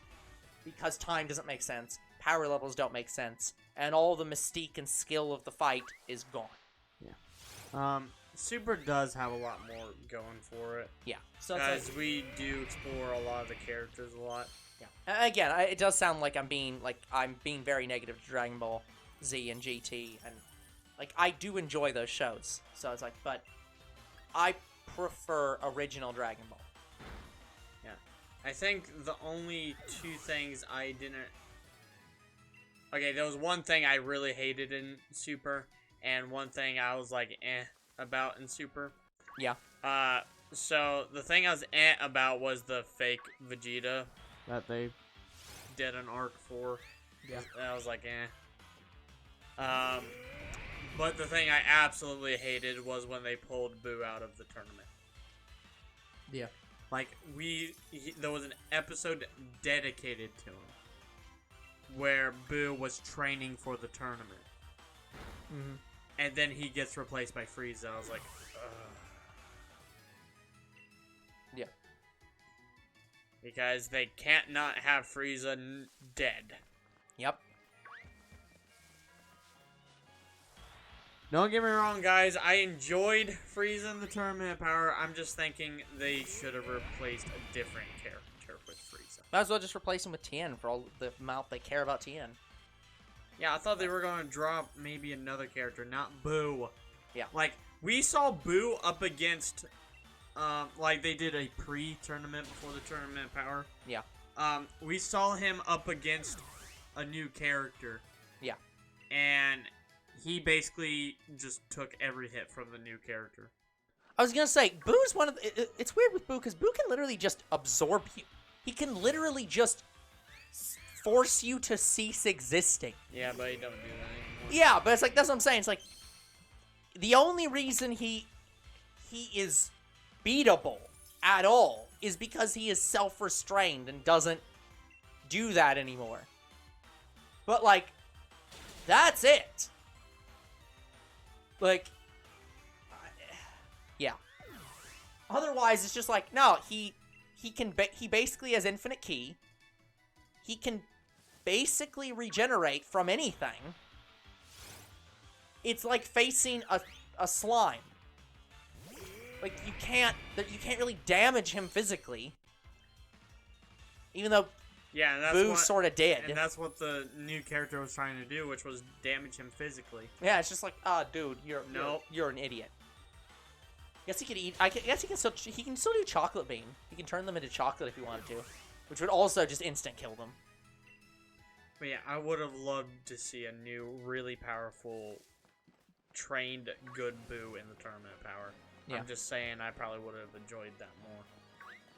I do have to admit, I'm disappointed with Super, only because of how, when it happens, we don't get to see Oob anymore. And he was actually a great character. I like him. No, he's coming. He's coming, but, like, he doesn't currently really exist anymore. And it's like, that's sad. Since Pan is now, like, 5? He can't be that. Well, I mean... He can't be far off. Well, here's the thing. Actually, he already has been born because he is born on the same day Boo dies. Like, the evil Boo. So, like, when Kid Boo dies, that Goku makes the wish to...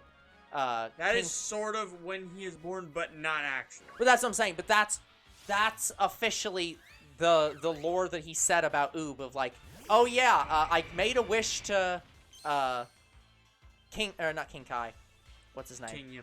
King Yemma, and to have him be reborn as a good person. So it's like, that's why it's literally been the same amount of time as since Boo in that episode. So it's like he is alive right now. Pan, Bola, and Oob should be around the same age. Yeah. So Oob. But that also doesn't make any sense. Pan was clearly much younger in the original than Oob, but apparently they've retconned it. Just like, it's fucking stupid. Pan, yeah. So, yeah, all of them are roughly around the same age now. Yeah. But yeah, I would actually. It's weird to say here, but I actually would like to see if they're gonna actually fully retcon GT, then I would like to see a story where don't de-age Goku, actually let Goku legitimately die, make the new story be about the new cast of characters, and have it be about Pan and Oob and Bola and whoever else. Like, I think right now, both Goku and Vegeta are approaching their 50s. Yeah. So, they're probably not going to die. No, they are not going to die anytime soon. But like, unless we get like a huge time jump. Yeah. Where we see. But the problem is that at that point, well, no. Remember, they don't technically age. No, they just take a long time to age. Like, I mean, that's lore in Z, where they don't age after a certain point. Because Goku... Okay, how old is Goku supposed to be age-wise? End of Z? In End of Z. Over 100. Well, no. I know he's over 100, but what I'm saying is not how many years has he been alive. I'm saying... Because when he is reverted in time to when he was a kid, he reverts to being 12. So how old is he supposed to be, in quotes, based on he was 12 in GT when that wish happens? Because Pilaf literally wishes him to be the kid he fought, like, years ago. And he was 12 in... End of Z shows... Because Pan's like...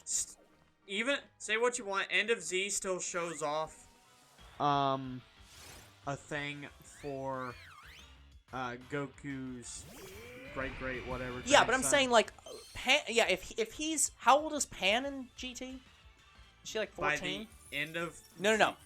Starting when she first meets 14. Kid Goku. 14. So Goku's 12, she's 14. So that means when in End of Z, when she is like 95 years old. I think it's 82. Yeah, she's 82. That means he's 80. Yes. And he still looks like he does now. So it's like, but we don't know what they're gonna retcon in Super. I know, but I'm just saying, well, but what I'm saying is that's not a retcon of Super. That would have to retcon like original Z, because original Z mentions that they don't, that's why they don't grow hair longer, because they maintain their full fighting age basically until they die. So it's like they would have to retcon like stuff out of original Z for that to make sense. But here's the thing, you've seen the Super Broly movie, correct? No, I've not seen the Super Broly movie yet. Their hair does change color. They do get old. Alright. So their hair doesn't grow Inconsistent. longer. It changes color though. Alright. It can still change color. Even though he does still get a mustache. Yeah. So Paragus, he is over. I think he's over 100 when they find him. So, okay. So yeah, in order to do that, they'd have to. If not, because Broly is roughly the same age as Goku and Vegeta. Yeah. Like he's in his 40s, 50s. I mean, he should be, because he was literally born alongside Goku. Yeah. Because So- they did not retcon that. No, they did not. But did they? I'm guessing they retconned he was crying in the crib next to me, and that pissed me off, and that's They why I retconned hate that. him. They retcon that. I was gonna say, but like, yeah, like So- that's at least still canon. So that yeah, he's the same Paragus age was as him. over 100 probably, Yeah. or at least approaching that, and his hair was gray. Yeah, it still pisses me off that they've retconned old movies, including the ones that can't exactly be retconned because they're literally lore for the show. But whatever. Am I the only person that was like, I didn't hate Bio Broly and Broly's Second Coming and shit? Like, I thought those were fine. I mean, they were good movies, but they were not canon.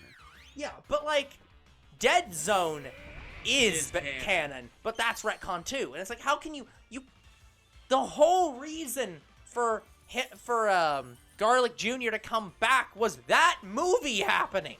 How can it not be canon? And here's the thing, Garlic Jr. still is in Z. I binge watched no, it. because people don't realize Garlic Jr. is not was not filler. Like, Akira Toriyama has Garlic Jr. in the manga. That is not filler. So that movie has to happen, because that movie is literally the backstory of that character and why he did that. Because, like, you can't retcon it. So, Dead Zone is the only canon Z movie. Has to be. Yeah, but also, like, I liked Cooler. Like, he was cooler. Like, guys, I loved all the Z movies. Like, I'm not gonna, like, say I don't, because I did. Same with Slug. I actually greatly enjoyed Lord Slug. But they don't make sense. Like, leave my brother out of this! they don't make sense timeline-wise, because, like, when the fuck would it have happened? Yeah, no, I'm not saying they all made sense timeline-wise. I get that.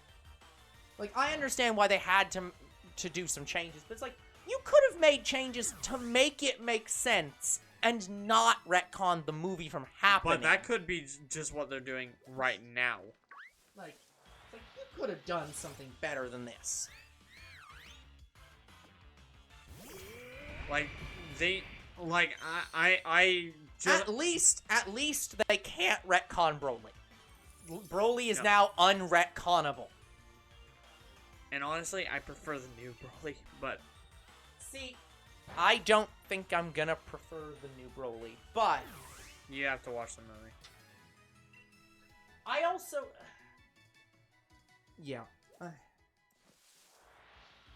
But anyway, well, I have a feeling what they're going to do is, after whatever next series they're going to have, they're going to start, like, unretconning those movies and just telling them in a different way like they did Broly.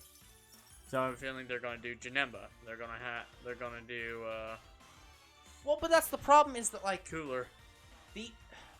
Here's my problem with that. Okay, let me actually give try to give a better explanation of why I don't like the Broly movie as a matter of principle. The problem with the movie is that they did I haven't seen it, but from how I've heard, they've done a very good job of tying it into the story, and it makes sense where it is, so that's better. My problem with is I don't like the fact that they moved it in time.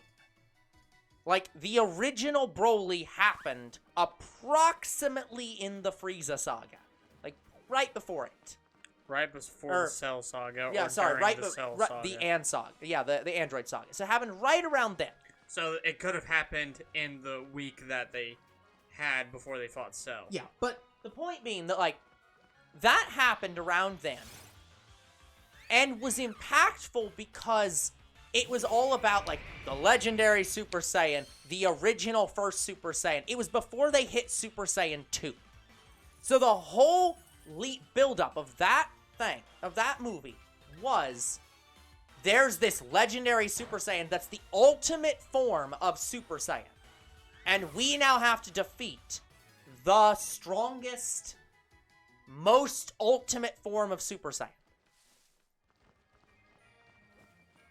Then they did Super Saiyan 2 and 3, which kind of ruined that because you found better versions of Super Saiyan objectively than the legendary Super Saiyan. So I understand why they moved it. They moved it because they were like, well, it doesn't make sense now. There's 3 forms of Super Saiyan, arguably 4 forms of Super Saiyan past Broly. So, like, it doesn't make sense to put him here. He wouldn't be the legend anymore. But now all it is like, he's not really the legendary Super Saiyan. Now he's just a guy that learned how to use Godly Ki, basically, before any other Saiyan, and utilize it. And it just feels It is still just as powerful. So what the movie does is, when Broly starts beefing up, and then he eventually turns Super Saiyan, it kind of ties back to Kale in the tournament arc.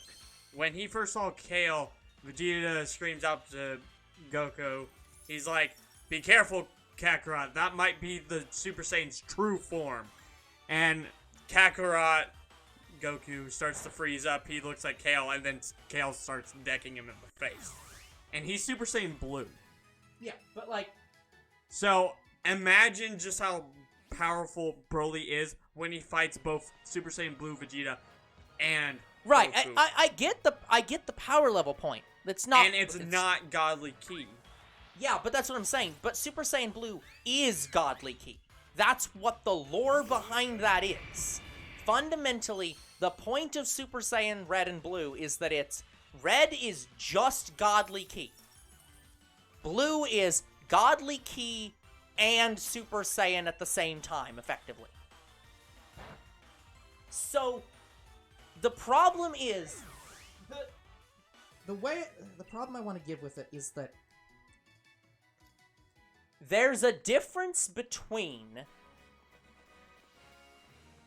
modern Broly and old Broly, in the sense that the original Broly's point was, it wasn't that he figured out how to turn Super Saiyan before any other Saiyans. It wasn't he was smarter. It was that he was chosen to be the strongest Saiyan by birthright. That's the same thing in the new movie. Right, but hold on. And that was it.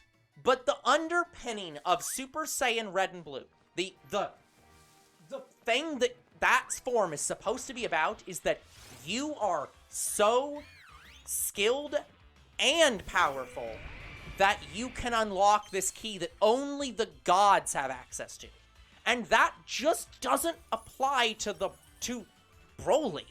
It's like, but it applies to modern Broly because they literally retconned who his character is, and he's not a mindless brute anymore. Exactly. I want to say they also did more character development. Yeah, it's like they did the character development a lot So- better. yeah. So it's like So what I think the problem I'm going to say is it's not that I think that this character is going to be bad. I will probably enjoy watching him. The problem I have with it is Starfire.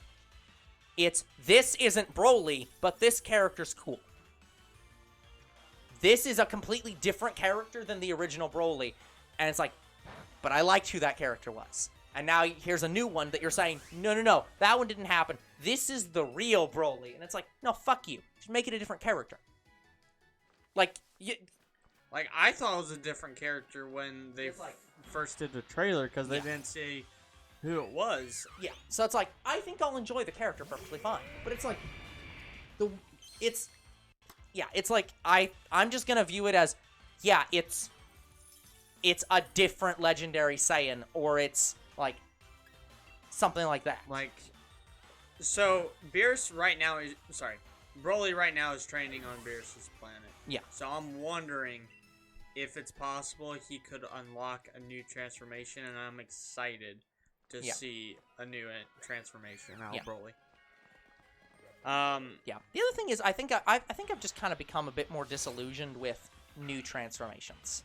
It's like, it's kind of boring. Like, yeah, it doesn't.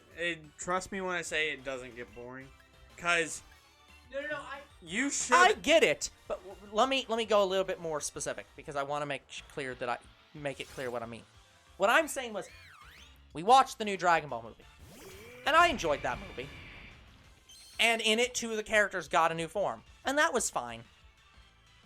But I'm kind of bored of people getting new forms. It's boring to see a new form for Piccolo. He's had 3 at this point. It's boring to see, oh, Gohan got a new form again. That's boring. He's already had 3 forms.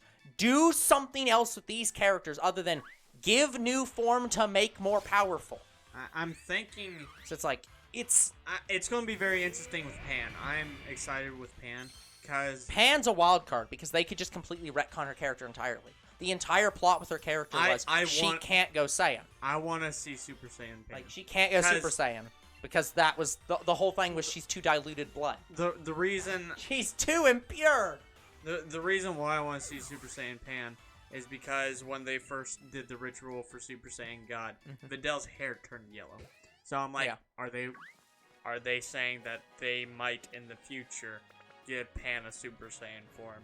If so, fucking do it. Was she still pregnant with Pan at the time? Yes. Oh, okay. Then, in fact, that's when Gohan finds out about it. Then that's absolutely what they're doing with it. That's not a question. So I'm excited to see that. I would put down a bet of $1 million on that eventually doing that. I would love to see Pan at like Super Saiyan God before she's even 10. It's like, God. This is why I'm saying this is a problem. Like, this is why original Dragon Ball, I think, was a better show. Fundamentally. Because original Dragon Ball wasn't about power creep. It wasn't about, I need a new form to fight this guy. And I need a new form to fight this guy. And I need a new form to fight this guy. It was just... That's why I'm going to give a good example of Super. That's why in the Universe 6 vs. 7 arc, it was so monumental. Yeah. Because Goku didn't use a new transformation. He used an old technique. And when he first used Kaioken on top of Blue, I was like, oh, shit. Again, that's the thing. It's like, I appreciate that. But it's the problem of, now they're doing both. It's not that what they're not doing, which is what I think they should be doing, is it's not that they're toning back some of the fighting in Z. They're not toning back how they did Dragon Ball Z. They're doing the exact same thing that people criticized Dragon Ball GT for. Well, I guess they didn't criticize Dragon Ball GT for this, but like, they're doing the exact same thing GT was trying to do. They're just trying to mix the two together. They're not trying to say, hey, these are some of the things Dragon Ball Z didn't do well, so let's not do them. Yeah. They're saying, Dragon Ball Z was great and everyone loved it, and Dragon Ball was great and people loved it, so let's just do both those things. And it's like, but I don't want both those things. I want less Dragon Ball Z, more original Dragon Ball. Less forms. Do more with the forms you have, not new form all the time. Because that's still what they're doing. But yeah, tell me you wouldn't be excited to see, like, Kid Pan as, like, Super Saiyan Blue. Look, I'm saying... Okay, here's the thing.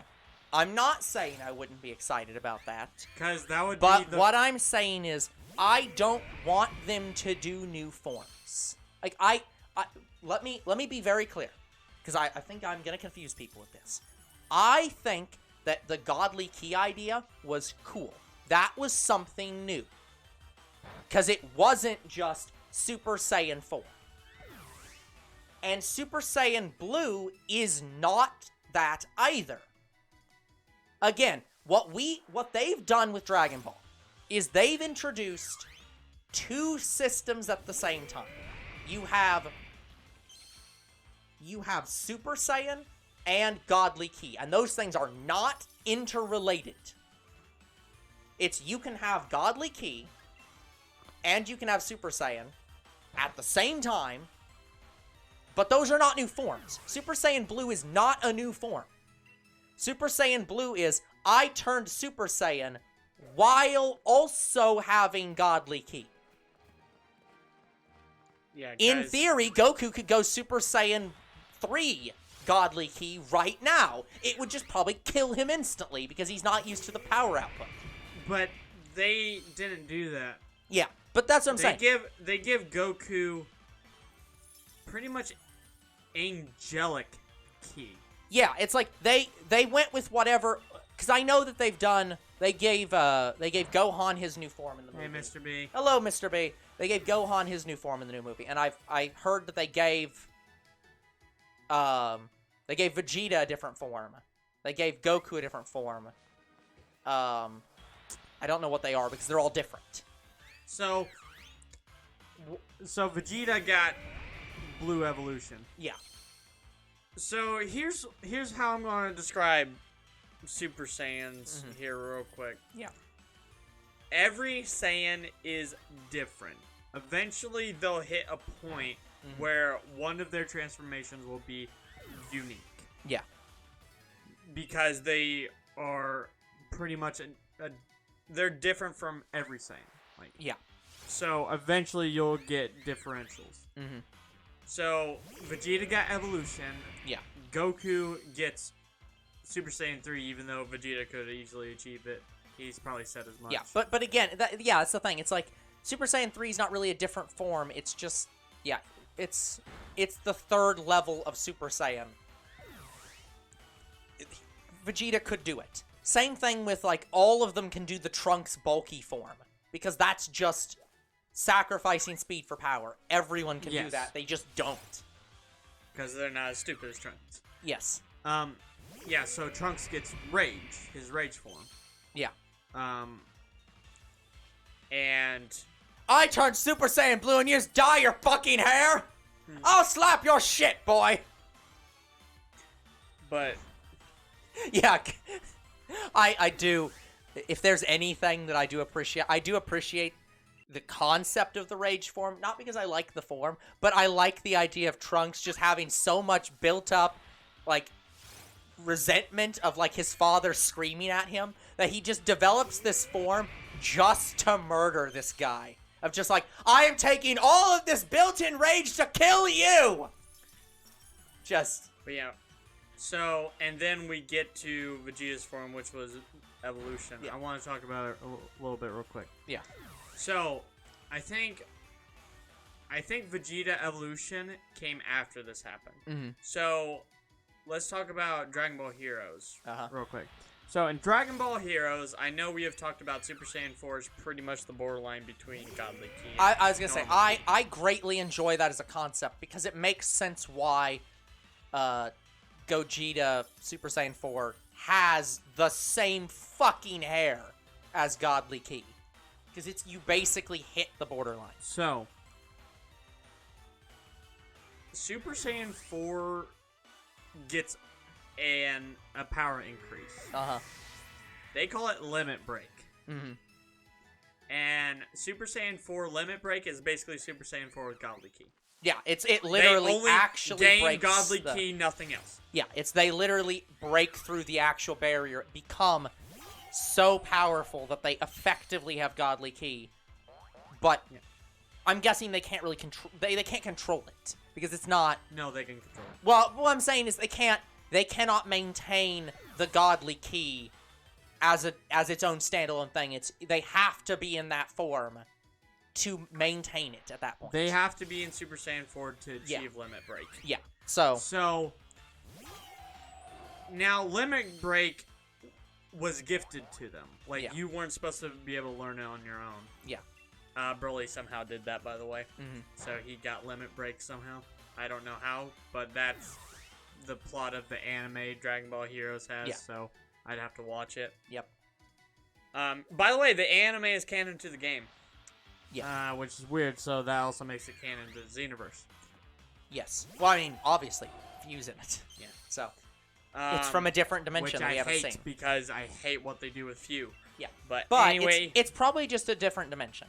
Let's be honest. I'm just gonna say it's a different Few. It's a different Few. Different Few. I mean, it could just be a Few. This could just be the Few after he's gotten his ass kicked from that, and like maybe that he's trying to do something different to not get his ass kicked. Regardless, that's why I think Vegeta's Blue Evolution is. Mm-hmm. It is Super Saiyan God with Limit Break. Yeah. But like, and it's canon, but they don't call it Limit Break because they don't want to tie to Xenoverse. I don't even know why though they partially Supreme Kai of Time is at least canon to it's like Dragon Ball. I don't quite. Again, it's like it's part of the Dragon Ball license. You can use whatever the fuck you want. That doesn't mean you're making canon that. It's just saying, yeah, that idea you had that you put in here works in the rest of the franchise, so we're gonna do that. The rest of you still not canon. Like, but yeah, I like that idea. It's like, yeah, I still support the progression of Super Saiyan 4 is the actual limit of your physical body that it can ever get to. You can never pass Super Saiyan 4 because once you get there, you are hitting the literal upper limit of ki before it just becomes godly. I'm waiting for a fusion to have a unique transformation. Yeah. Because the closest we have right now is Kale. Yeah. And Kale was the first legendary Super Saiyan fusion. Yeah. And it was insane, and I fucking love that character.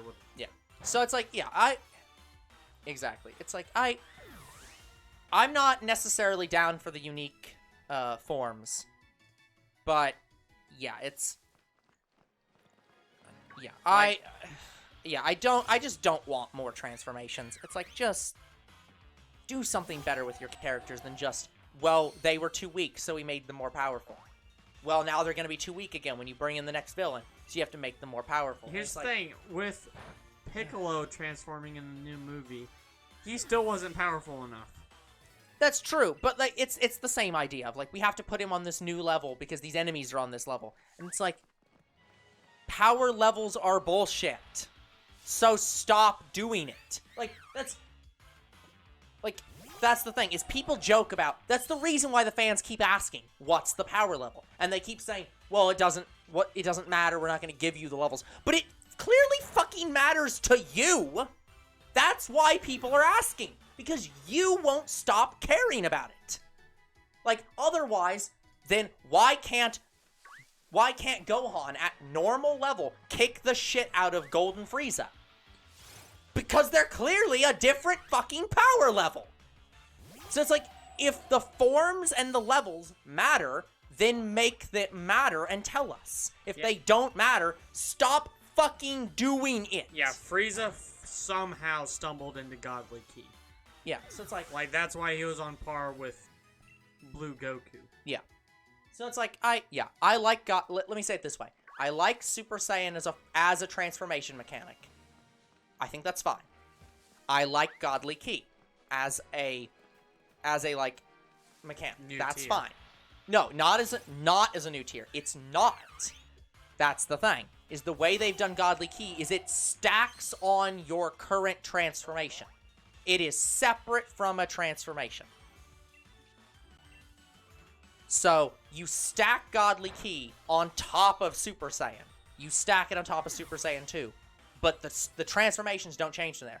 But the evolution forms and the limit break forms outside of Super Dragon Ball Heroes, those are different forms effectively, and it's like those I don't like. It's like you have a transformation system, stick with it. And I like the mystical stuff, and I wish they do more with the mystical stuff as well. But it's like, yeah. So, all to say, I think I'll probably enjoy Broly when I watch it, but I'm not going to appreciate it. I'm always going to have a problem with it because they had to retcon the old Broly to put this Broly in. It's like they had to take that away and move it here and change it. And I'm always going to be a bit resentful for it. So. But, yeah, guys, there's a lot to drag.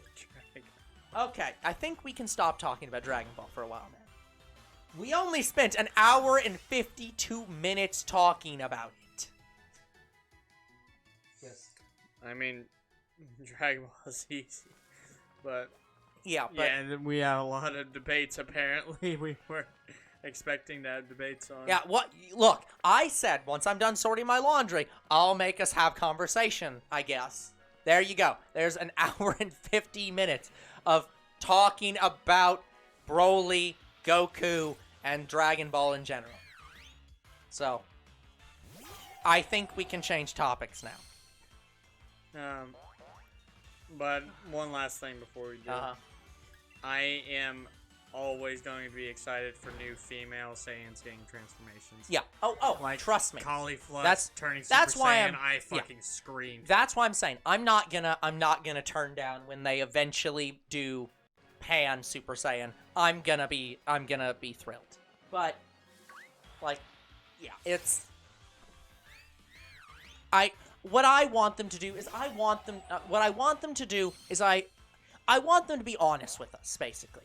I just want them to give us a set of guidelines and say, this is what the show is about. This is how the system works. And all the other stuff we're retconning. Because, like, yeah, you give just... Yeah, they keep going back and changing how things work and keep retconning things. And it keeps making it confusing about what's official and what's not. And it's just like, just settle on something. Yeah, please.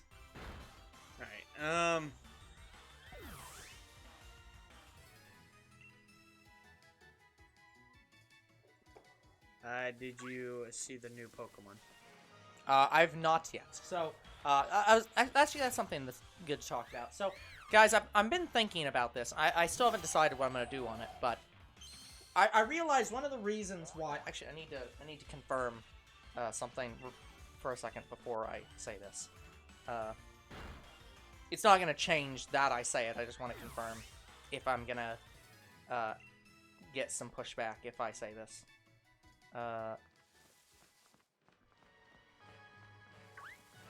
Okay, good. So he is not here. So, one of the things that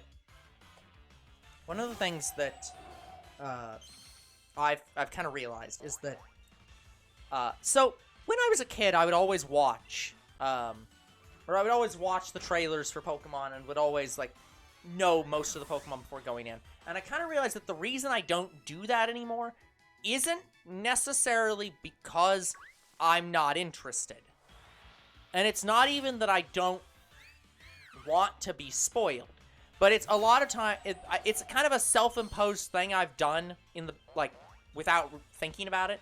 Because I have enough friends that don't want spoilers. So I've just kind of stopped looking at them.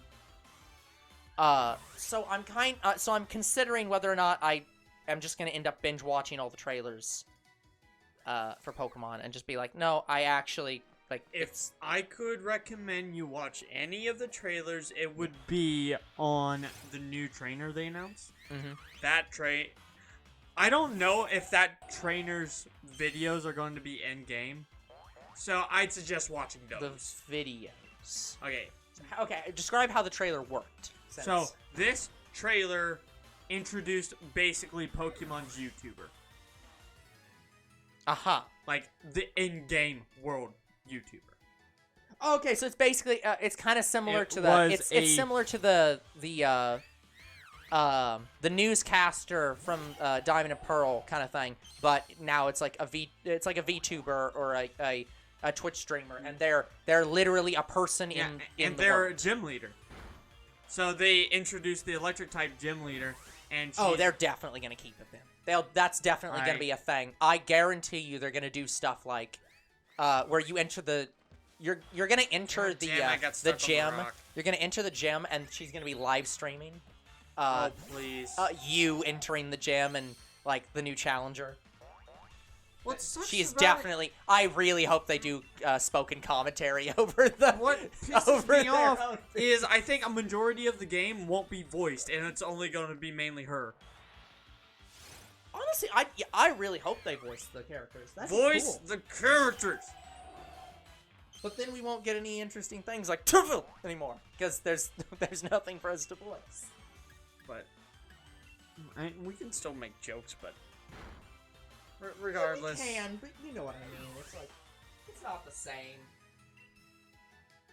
Regardless, I would be happy if a majority. Okay, so if the cutscenes were voiced, I'd be happy.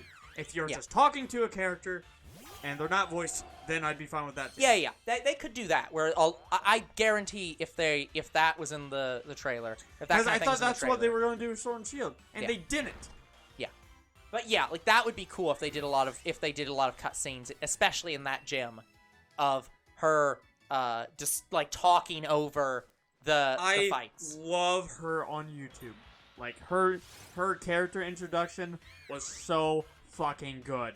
Now, to be clear, do they have a channel for that character that's like actually on YouTube, or is it like no, it's a part it's on the official channel and it's just for the trailers. Okay, for that's Scarlet sad. and Violet. I mean, well, okay, I say that's sad. I don't I'm actually care. sure but like, that cool. after the game releases, No. probably someone's gonna Nintendo pretend to be her. Nintendo. Well, okay, yes, that will happen.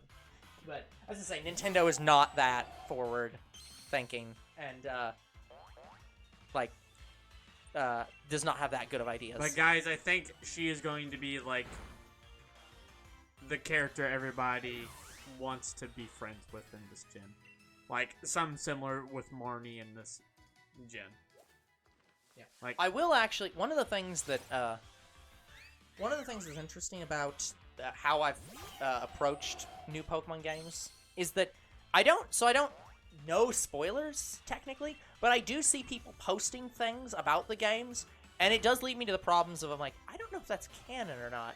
Like, I don't know if somebody's just making random shit up, because oftentimes people are making random shit up. yeah, you won't know until you play the game. That's what I'm saying. So it's like with the trailers, it's like sometimes you actually do find out, and it's like, okay.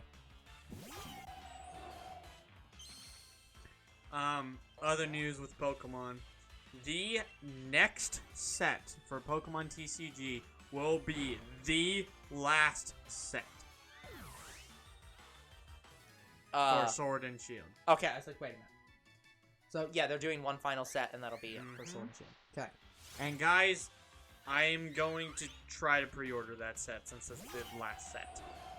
So as soon as I see it on the Pokemon website, I'll order some. Like, that will happen. Yeah. Breaks my heart, but that's just how it's gonna be. What I'm interested in. So, Sword and Shield did their thing where they retired Fairy type. What I'm interested in seeing is if that continues. They'll probably bring it back for like an anniversary. Well, the thing was, in this edition, they put the Pokemon into different, like, card types. It's not like they kept Fairy Pokemon out. It's just the Fairy Pokemon became Psychic. So, what I'm interested in, because they didn't actually say, here's what's weird about it. They didn't say they were getting rid of Fairy type. It's not like they said, we're no longer doing Fairy type. It was, the way they worded it made it sound like they're saying, okay, in this new edition, we're changing things up, and fairy type's not going to be in this. Making it sound like it might be they rotate fairy and a few other types in and out. So they might, in the next gen, they might rotate dragon out. Or something. Yeah, they either have to take dragon out or put fairy type back in because dragon is just too good even in TCG. Like, yeah, I mean, because that there is are literally no what ice fairy... type Pokemon cards. Yeah, that's what fairy's for. Yeah, so I don't understand why they got rid of it. Well, the other thing is... And even if I do understand, it's stupid. I don't care. The Pokemon TCG has its own type chart, right? Because, like, they have super effective attacks. Yes. So it's like, how does that work in the TCG? A little different, but not much different. So, like, yeah, what's the equivalent of ice type? Because they had fairy. They didn't, like, dragon's been in longer than fairy. So it's like, what was super effective before This is how they did fairy? super effective in the game. In TCG. It's weird. So it depends on the card. Because something like, say if I'm playing a dragon type card and it has 2 moves, one of the moves says will be super effective against opponent if you have Right, they do weakness resistance. Weakness resistance. So what's dragon's normal weakness, then?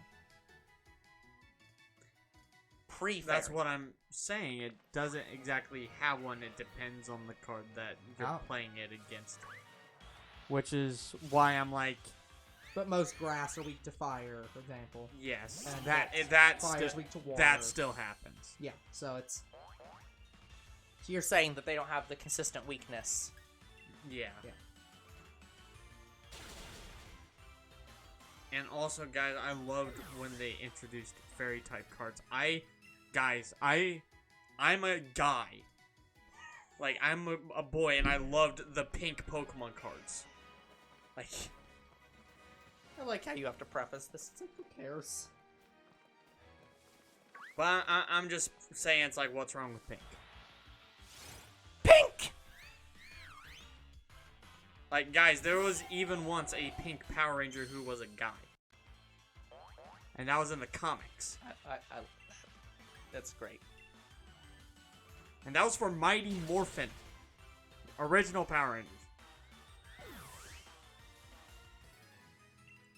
Like, I'm pretty sure there was a yellow Power Ranger that was a guy. And that was in Mystic Force. I think it was Mystic Force. Yeah, it was Mystic Force. I remember the symbol. It's kind of like an eagle. But anyway, regardless, it's like color shouldn't necessarily define like your gender. Well, that I absolutely agree with. Just, that's one of the problems with that we have as a society as a whole. Like, at least here in the U.S. I don't know other countries, but like, it's like here in the U.S. there's this perception of like, oh yeah, if you're a girl, you should enjoy Barbie dolls. You should enjoy playing dress up. And if you're a guy, you should enjoy things like Lego and action figures. And it's like, but if you're a girl, you shouldn't be playing with like these guy toys. And for guys, like, you shouldn't be playing with dolls, and like you shouldn't be playing with these girl toys. And it's like, who the fuck cares? It's a child's toy. But where I'm going with this is introducing fairy type was a huge thing because they hadn't added any other new types besides dragon cards. And when they added fairy type, I wanted it, even though they were pink. So, if they are completely getting rid of fairy type, it pisses me off. Because now they're not probably going to add any new types from here on out. Yeah, I think here... Because how cool would it have been if we got bug type cards? Or... That's what I was going to say. I think it'd be really cool if that's how they did the game going forward. If they if they That's what I thought they introduce- were gonna do. I Well, thought they were gonna have a to- new type yeah, to every be- gen, maybe. Not But- well, that's what I'm saying. I'm not saying new types every gen. That's not what I'm necessarily saying. But I think it'd be cool to do like, say, let's do what are the main types? Let me. Main types? Fire, water, There's fire, water, grass, grass. electric, psychic, fighting, steel, and normal. Those are the main 8. Fire, water, grass, electric. Oh, fire, water, grass, electric, normal. Psychic, dark, steel, That's it. And then trainers. But, fighting. oh yeah, I'm sorry, fighting. 1 second. The newer sets will tell you. I got the book. Somewhere. I got the book about it. Damn you, hindsight!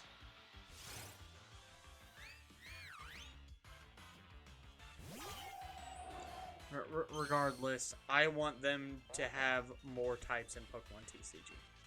Like, I was wanting them to add every type. Well, here's the thing. I don't think they can add every type. And here's the reason why. The Pokemon trading card game isn't like the games. The idea behind the trading card game is people love to talk about the Pokemon TCG, and it was how it started out as a Magic clone. Again, that's ignoring the fact that Wizards of the Coast, the people who make Magic the Gathering, literally made the game. So, it was a Magic clone because that was what it was designed to be. Like, and they made it to be. But that still exists. The Pokemon trading card game plays differently than Magic, but it has the same concept as Magic.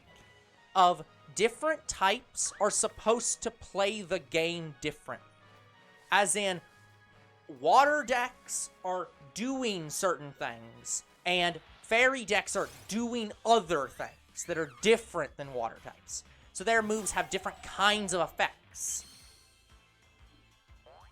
So that's why it's kind of hard to make different like every type in the game, because that means you have to create 18 different ways of playing the game. Like 18 different types of mechanics. I think that was the reason why they got rid of fairy type. Yeah. But I hated that because it's like, why get rid of a type you already have? Yeah. Well, what I was saying was, what I think they should do is this. So unless we're forgetting something. Wait. Is that every 1, 2, 3, 4, 5, 6, 7, 8, 9, 10? There's 11. There is. We forgot Dragon. I purposely didn't name Dragon. Okay, but anyways, point is, there's normal. Like, I was thinking before Dragon. Yeah, there's grass, fire, water, electric, psychic, fighting, dark, steel, fairy, dragon. So that's what did I say? 1, 2, 3, 4, 5, 6, 7, 8, 9, 10, 11. 11 types in the game. What I think would be cool for them to do is take out, like, maybe set aside 2 or 3. Have 2 or 3 types that they rotate in and out.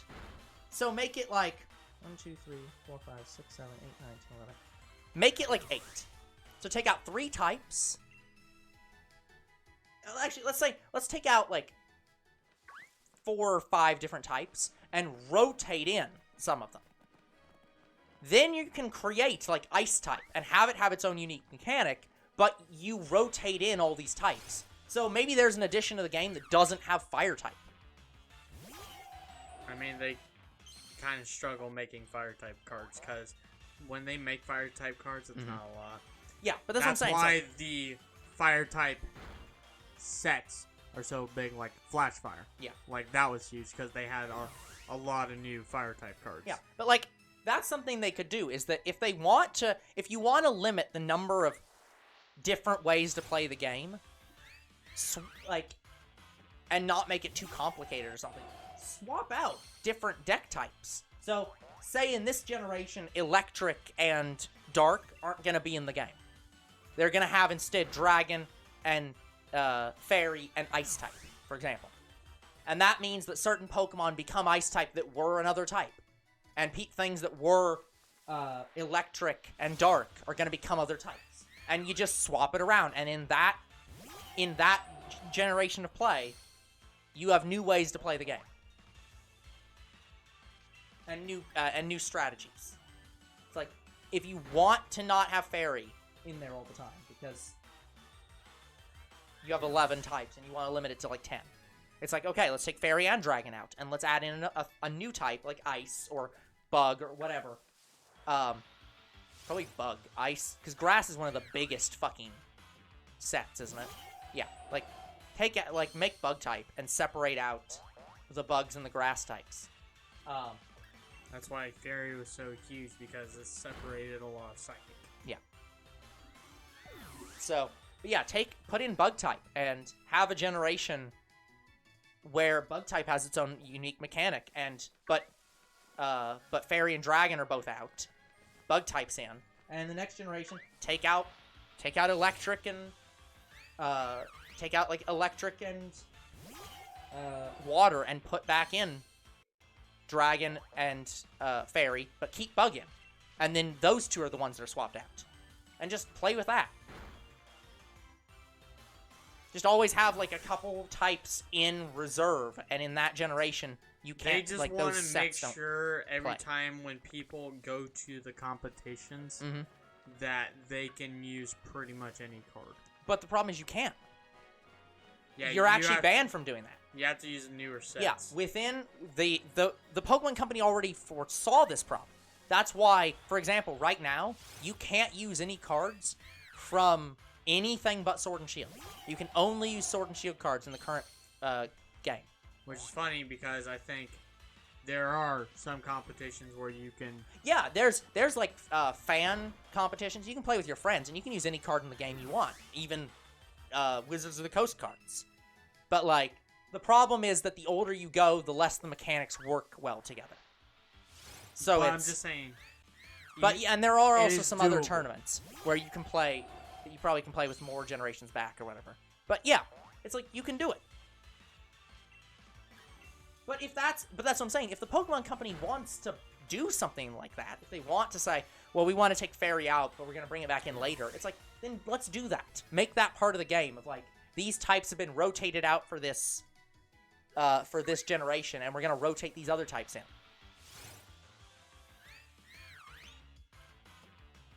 Maybe rotate out normal.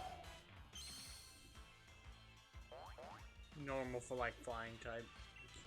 Yeah, like rotate out normal for flying type, or Like normal whatever. and grass are some of the biggest sets. So yeah, bring in a flying type to break up all the normals.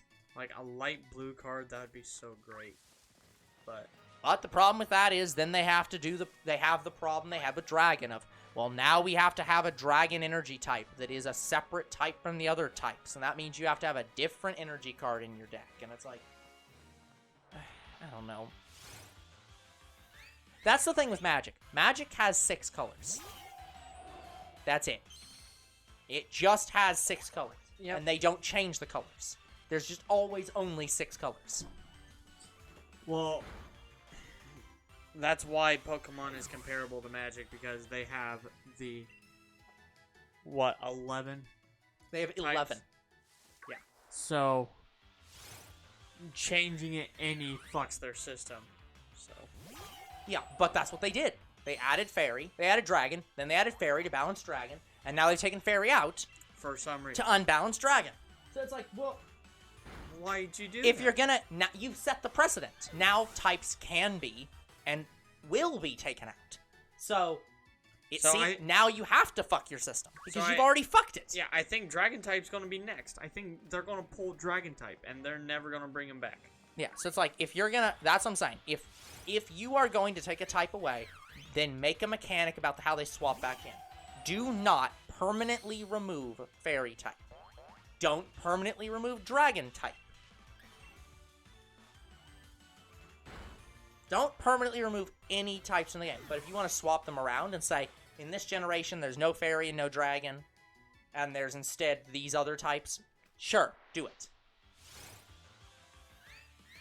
Otherwise, bring back Fairy type. Yeah, hashtag unkill fairy type.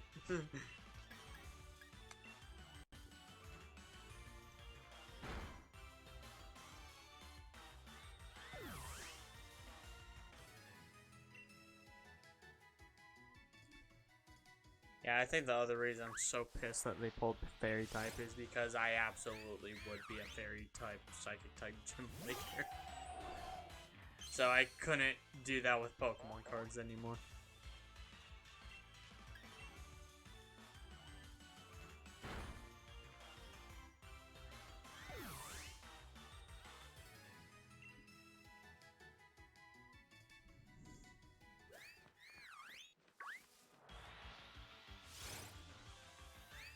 Yeah, guys, for those of you who don't know, I actually still use my Crimson name for my other versions of Pokemon, because I don't want to use my real one. Yeah.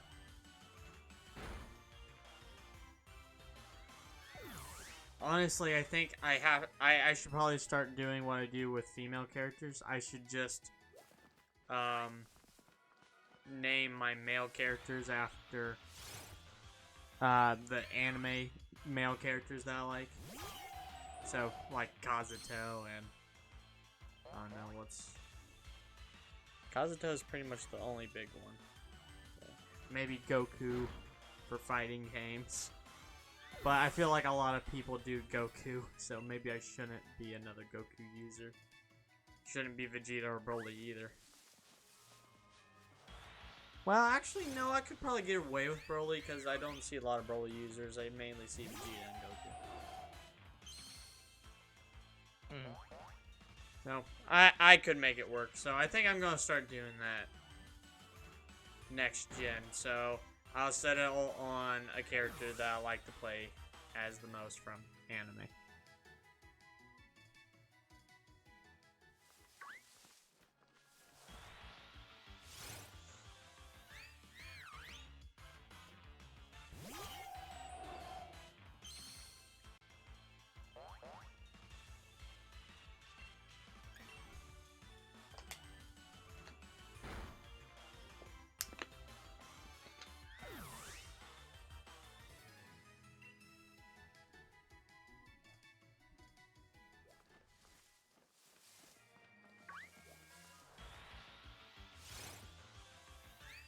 Alright guys, I'm gonna go turn on the fan because I'm getting hot. Yeah. I was gonna say we're probably getting pretty close to the time where that fan will stop ever being turned back on, given that it's starting to get cold out. But it's actually not been too cold today.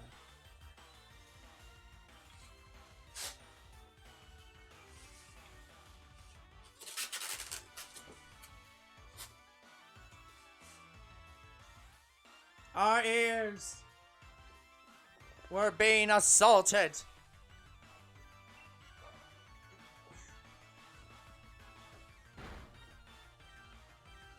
Sorry if I bumped the mic, guys.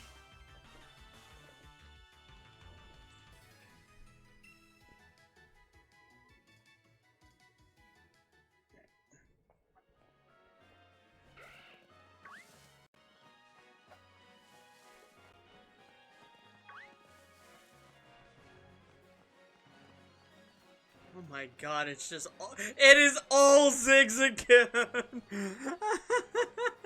I hear that Zigzagoon's popular at this time. A brilliant Zigzagoon! Fuck! You might as well try. Or might as well try. Blech. Might as well trill, yes. I don't know. My tongue not working today. Oh man.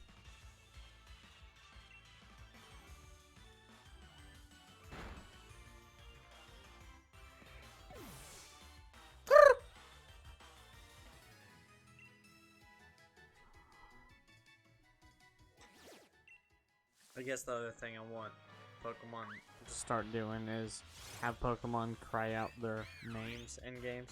Please. Just eliminate the cries entirely. Just make it all names.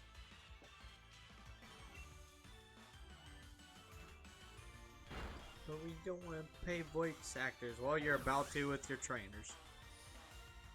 Just they only have to do it once. It's not like they have to ever voice them again. I know. Oh no, a one-time fucking fee!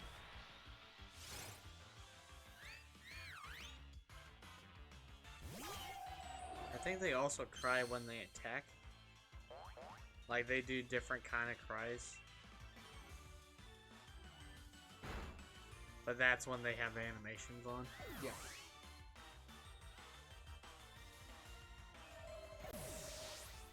Oh, Cresselia is gone.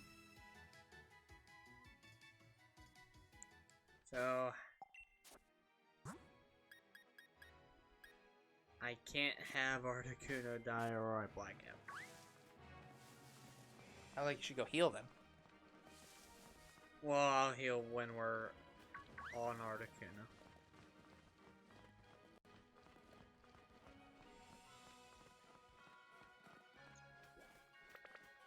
Yeah, again, guys, Meloetta Shiny would be on my team if Articuno wasn't.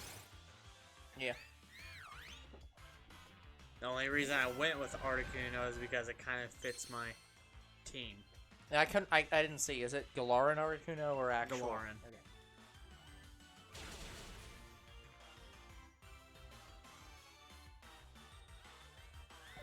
Because Galaran Articuno is psychic flying, not ice. Yeah. And I could have went with original Articuno and it would have been fine because it would have fit with Auroras, but yeah, I didn't. Yeah, I would want Milotic to either be Dragon Water or Fairy Water. Like, that should have happened. Because it is only water. Yeah. How No, is it's this literally, only water? Isn't it literally called the Water Dragon Pokemon? Yes. Wait, no, that's Gyarados. Either way, it's still not Water Dragon. I mean, it's literally not. But yeah, since Gyarados was labeled as the Water Dragon, then make this the Fairy Water Dragon. Or whatever. Yeah, triple types of Pokemon. But you know what I'm saying, like... Oh, brilliant Gossifleur. Not. Gossifleur! Guys, I've yet to find a brilliant shiny. That is true, you haven't. Oh, this is... My Milotic's a square shiny. A lot of old shinies are square shinies. It's something to do with how they coded it. It's coded wrong.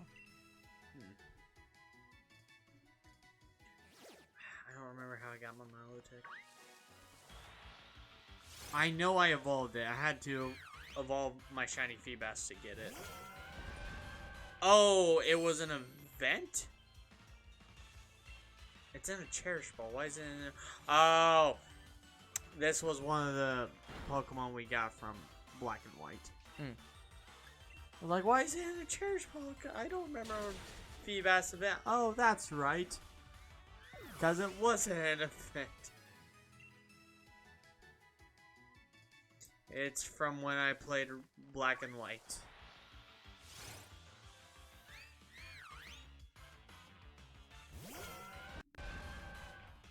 I love Milotic's Cry though. It's really good.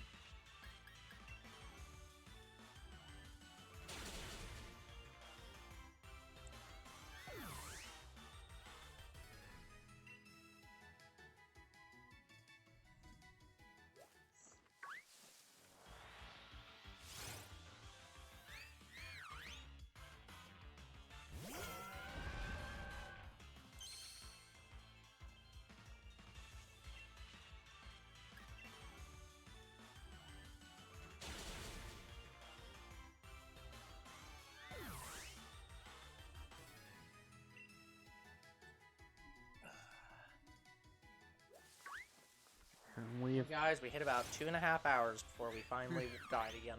Yeah, I was about to say, like, what else has happened here? What's happened here? Everything has happened here.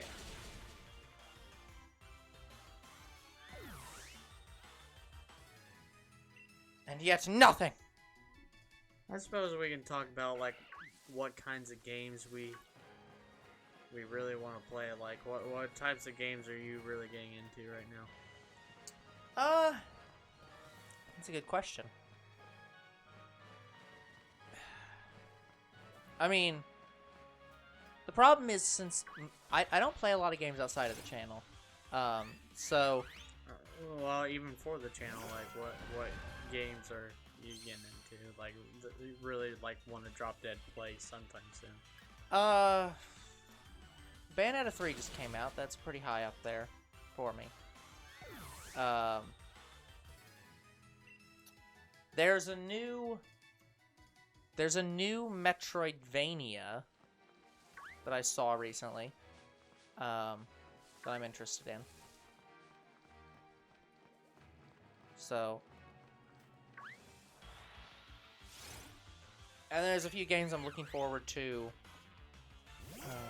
that are holiday specials that I'm gonna be super excited for when we get to them. Yeah, I've been like, there's more than a few games that I'm probably just gonna buy after they're released that I really want to play for the channel. Mm-hmm. Like the new Dragon Quest game. Oh my god, it looks so good. Like, I want to play that for the channel eventually. It's probably gonna be one of our first Dragon Quest series. I also want to play the new Harry Potter game coming out and the new God of War game. But guys, I'm not playing God of War 2 on the channel until I have played at least God of War 1 with the son. Yeah. God of War 1 new. Yeah, the new trilogy. Yeah. Dad of Boy. So I want to at least play that game before we do 2. So it's pretty low on my list, but once I get through my imports, I'm gonna reorganize my list, so it's probably gonna be moved up. Hello, Mr. Ghost is here. You are in fact Mr. here. Ghost. Love your name. We've had a lot of commentators have very good names so far. Yeah, we've had a surprising amount of recent names that have been good. But anyways, I am excited for those games coming out. Yeah. And obviously the new Pokemon game, Scarlet and Violet, of course. Like Yeah. that. We're gonna play those day one. The like, games that I is am both happening. excited for and wish they came out in a year. Sorry, not day one. Like, the soonest we could play Scarlet and Violet would be Sunday. Yeah. Look, this is what you get for not putting it on your series. Yeah, guys, because it's gonna be Older Bro's turn to do Pokemon main series, so. Yeah, Younger Bro has hoisted this upon me. So, because of that, can't play it day one. Yeah, I promise I won't play the other version until we've started Scarlet and Violet on the channel. Mm-hmm. Oh, where's my blue flower? I want her so much. She'd look good on my suit. You rapidly approach where you're going to have to heal.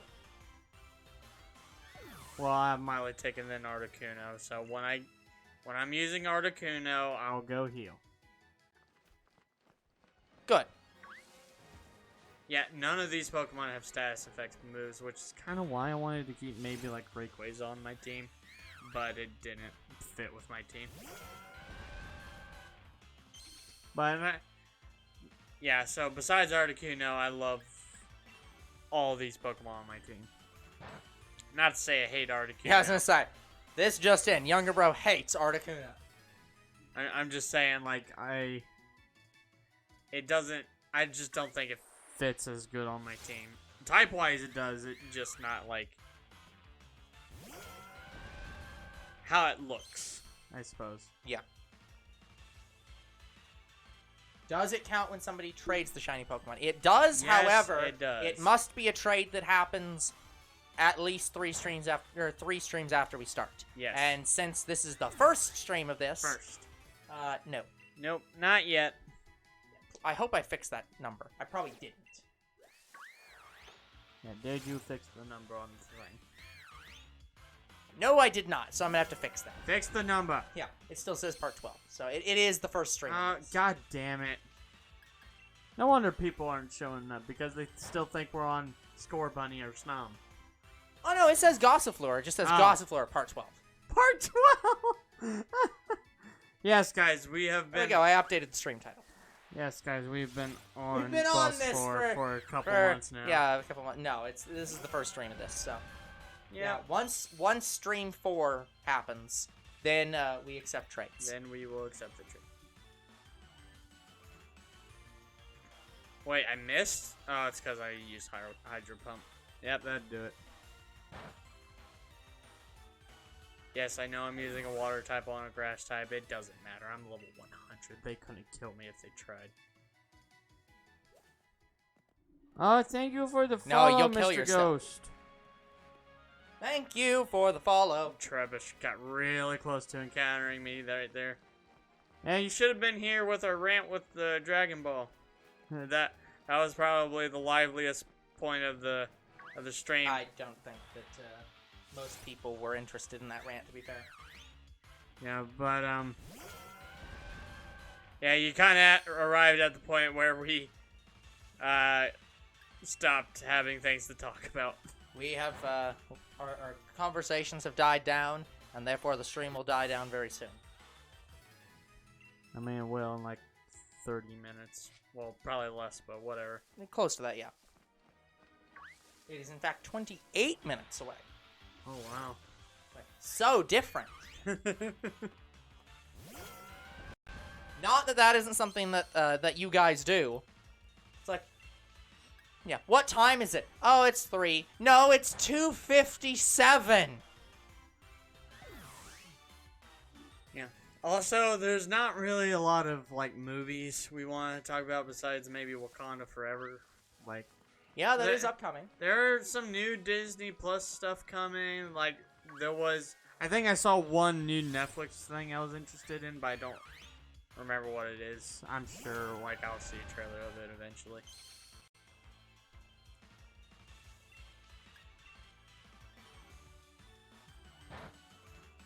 Okay, I was looking at that and I couldn't tell what it was, and then realized that it was Bongo Cat, but a different version. I was like, oh, that's cute.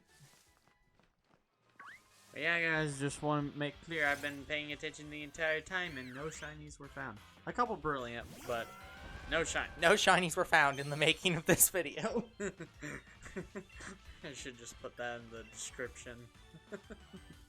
No shinies were found. Yeah, you know, that's what I should do. I should say that you have every single description must be a completely new way of saying we didn't find the shiny.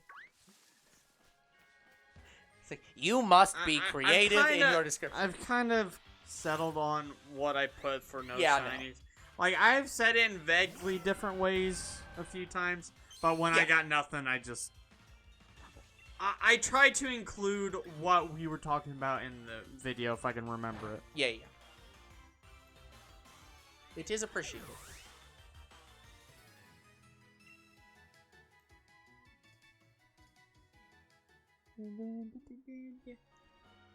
Alright. Oh, there's another Gossifleur.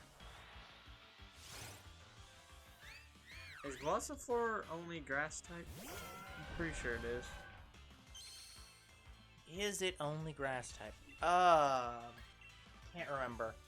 And I can't look it up right now, but I think so. If not, then it's probably like fairy or something. Yeah, I was about to say if it's grass fairy, I might put it on my team and level it up to 100. And not evolve it. Because it evolves into an orange shiny. Well, I mean, like, you have it doesn't to evolve it, though. stay blue. It's like, why? Evolution is required. Well, I don't evolve the first one. I evolve the second one. Yeah. I mean, I could make it interesting and evolve the first one, but it's like, why would I do that? Yeah, no, I think it makes sense not to.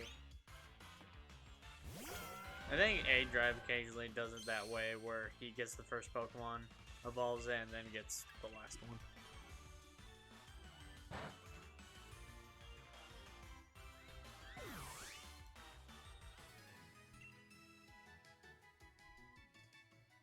Woo!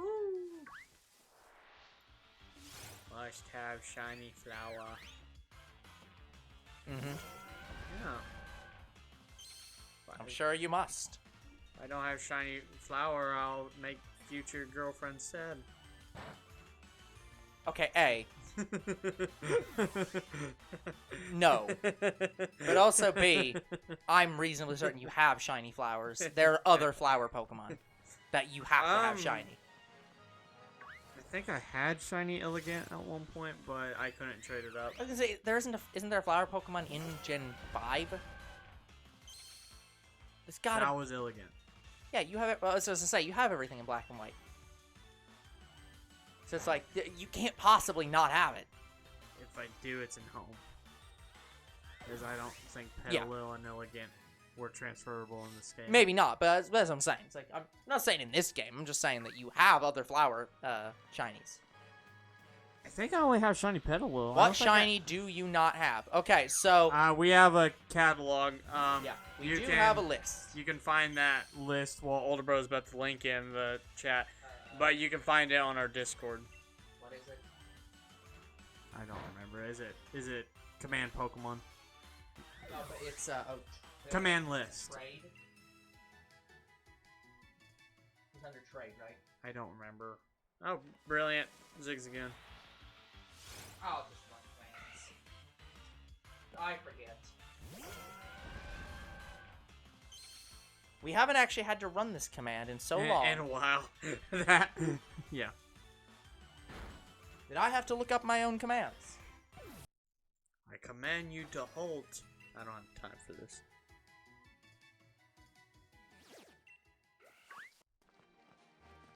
It's gonna take a minute, guys, because the software is very unhappy with me at the moment. I mean, didn't I share it to you? Can't you just see it?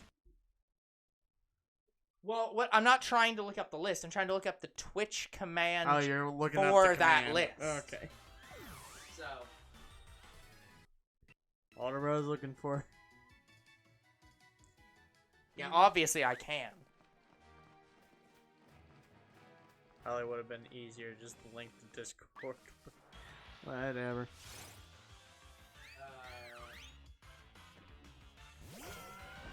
Yeah, it was trade. Okay. Command Twade. Did I not? Did it? It broke. That new trade. Yes. Plural. I know I have it set up as alternate is trade, but I guess it broke. There you go. That's the list. That is the list. The very long list. Yeah, it's actually been updated recently because I found some shinies off camera. Well, they were still recorded, but Yeah, but in shorts that are on TikTok. yes. No, They are on TikTok? no. They're going to be those compilation videos I told you about. Oh, I assumed that you were doing. I assumed that you were doing them on TikTok and then turning them into compilation video on YouTube. No.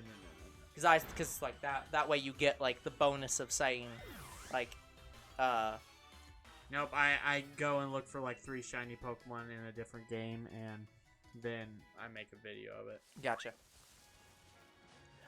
I think we should do more stuff with TikTok, but like, because like it is, as much as I don't like it, it is. What we use good- TikTok yeah. for is to promote our channel. Yeah. That is all we use it for. And honestly, that's all I want to use it for. No. I mean, I have occasional, like, small Pokemon card episodes on that. Yeah. But even that gets featured in. I was gonna say at that point you can just YouTube. do that on shorts. But I really don't want to do Yeah. shorts. I was gonna say specifically in this game though, it's pretty much everything except 4 Pokemon. No, 6 or something. Because we have Snom and its family. We have Reboot and its family. We have Grookey and its I family. had a few Sword and Shield Pokemon, but not a lot. Yeah. Yeah, so it's pretty much all of this game. Yeah, like, I am not shiny hunting in this game off camera. Like, that is not happening. Like, I've had a few Pokemon, like, a few shiny Pokemon that I found in raids, but I couldn't record it at that time. I can now. But Yeah. I don't... We still have... Since we're on Sword and Shield, it's like, I should stream Sword and Shield. Like... Well, okay, that's a good question then. Since we have our policy of we're trying to remove, we're trying to catch up to the current games in our shiny hunting. And so like when the new games when Scarlet and Violet come out, we're stopping this game and moving on, and just doing the exclusives in the other game, and then moving on. Is that how you're gonna handle that then? When we stop doing this game and start doing Brilliant Diamond or Arceus, then you'll start doing off-camera shiny hunting in this game. Honestly, what I should do is all the off-camera shiny hunting should be anything that we are not streaming for. Like, since we're streaming for only the exclusives, I can hunt anything else off-camera. Yeah, and to be clear, okay, to be doubly clear, the exclusives are only up to Scarlet and Violet, or are you saying in every game going forward you're only hunting? What do you mean by the exclusives? I guess is what I should ask. So any new Pokemon. Okay, because okay. So even though Diamond and Pearl Pokemon aren't new, I should only hunt the Diamond and Pearl Pokemon on camera, and anything else that are not Gen 4 I can hunt. Well, that's what I was gonna say. It's that oh shit. I didn't notice it until too late, guys. That's fine. But since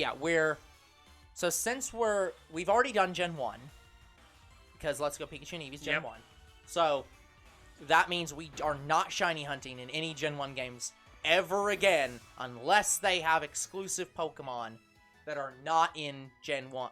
1 now. They have to be new Pokemon. New forms, new something. Yes. Gen 2 we have not, so if they do a remake of Gen 2 again, we'll do that. Gen 3 we've not, and we're also not ever going to do them unless they do a new remake, because we're not doing anything, basically, unless it's capture cardable. So it has to basically be Switch and newer. So, Gen 2 and 3 are currently not possible. I know I got Articuno now, guys. I'm slowly making my way to the Pokemon So that means Center. Gen 4 is open. Gen 5 we have everything, basically, so there's nothing to shiny No, there's hunt. still things to shiny hunt. But it's very few and far between. So when that remake happens, it'll only be like 20 Pokemon, unless they... It won't be as bad as other gens. So, Gen 6, it's a lot of things, I'm guessing. Gen 7, it's a lot of things. I couldn't hunt in Gen 6, because... 6 and 7 are, we have to rate for remakes, but it would be pretty much everything. Yeah, 6 and... Yeah, Gen 6 was horde hunting, and I hated it. 2, 3, 6, and 7 are, like, off to the side. Yeah. But, 8... When we get to Sun and Moon, if they remake that, it's going to be, like, Gen 5. Yeah. But anyways, ignoring that, starting with the ones that are on the Switch, it's... So, Sword and Shield, it's every Pokemon. Arceus, it's... Still Gen 4. It's Gen 4. Hisuian So it's... form. Well, but what I'm saying is that... For Arceus, you're only doing the Hisuian forms. You're saving everything else for Brilliant Diamond, Shining Pearl, or the other way around? Honestly, I've been thinking about just...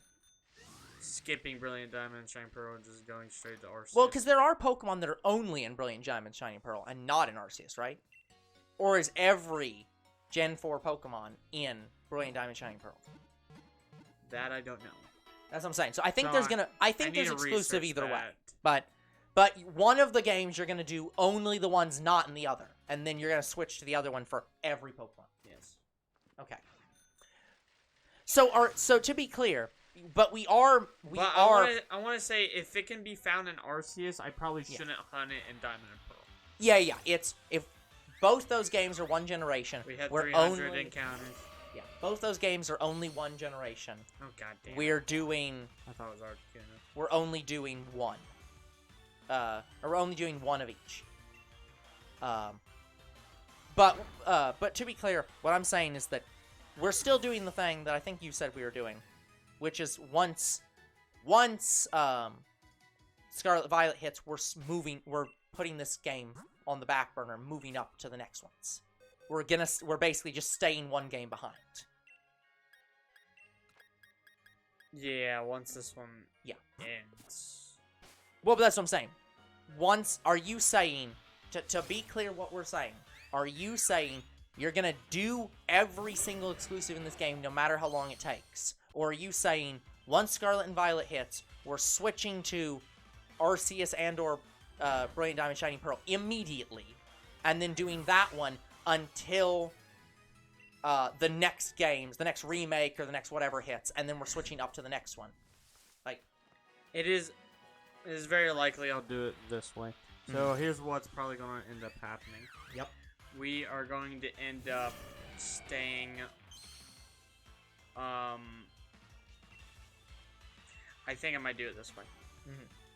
We switch to the new games to Shiny Hunt, and all the previous games we do off-camera hunts. Okay, so you're saying, so it's the opposite. Is you're saying we're gonna be on Sword and Shield once we beat the games in our recording, and you off camera get the Shiny Charm.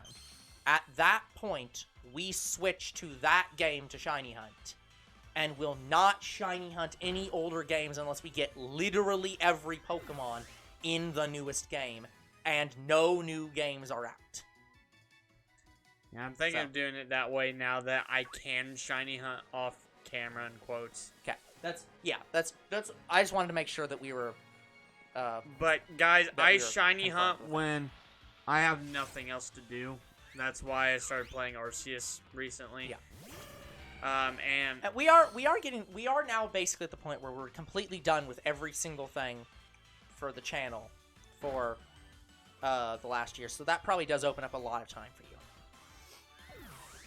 so I'm just saying, like, we are very, very far behind. And yeah, unfortunately, I see why Shiny Hunters just skip to the newer game. Yeah. But the thing about Shiny Hunters is their whole channel is mainly about the Shiny hunting. Yeah. Our channel is not. So that's why it's probably beneficial that we skip to the new games, Shiny Hunt the new games, and the older games we Shiny Hunt off camera. Yeah. So guys, I will still hunt the exclusives off camera. Yeah. That's going to happen. There will be a complete series on it. Yeah. But it does mean we're gonna have more. We're gonna have a lot more of those compilation videos once the new game comes out and once we've beaten it. yeah, so guys, in order for me to Shiny Hunt on a regular basis, I would have to make this a mobile series. Yeah, and when we kind of don't want to do that. It's like it's not. That'd be a pain in the ass.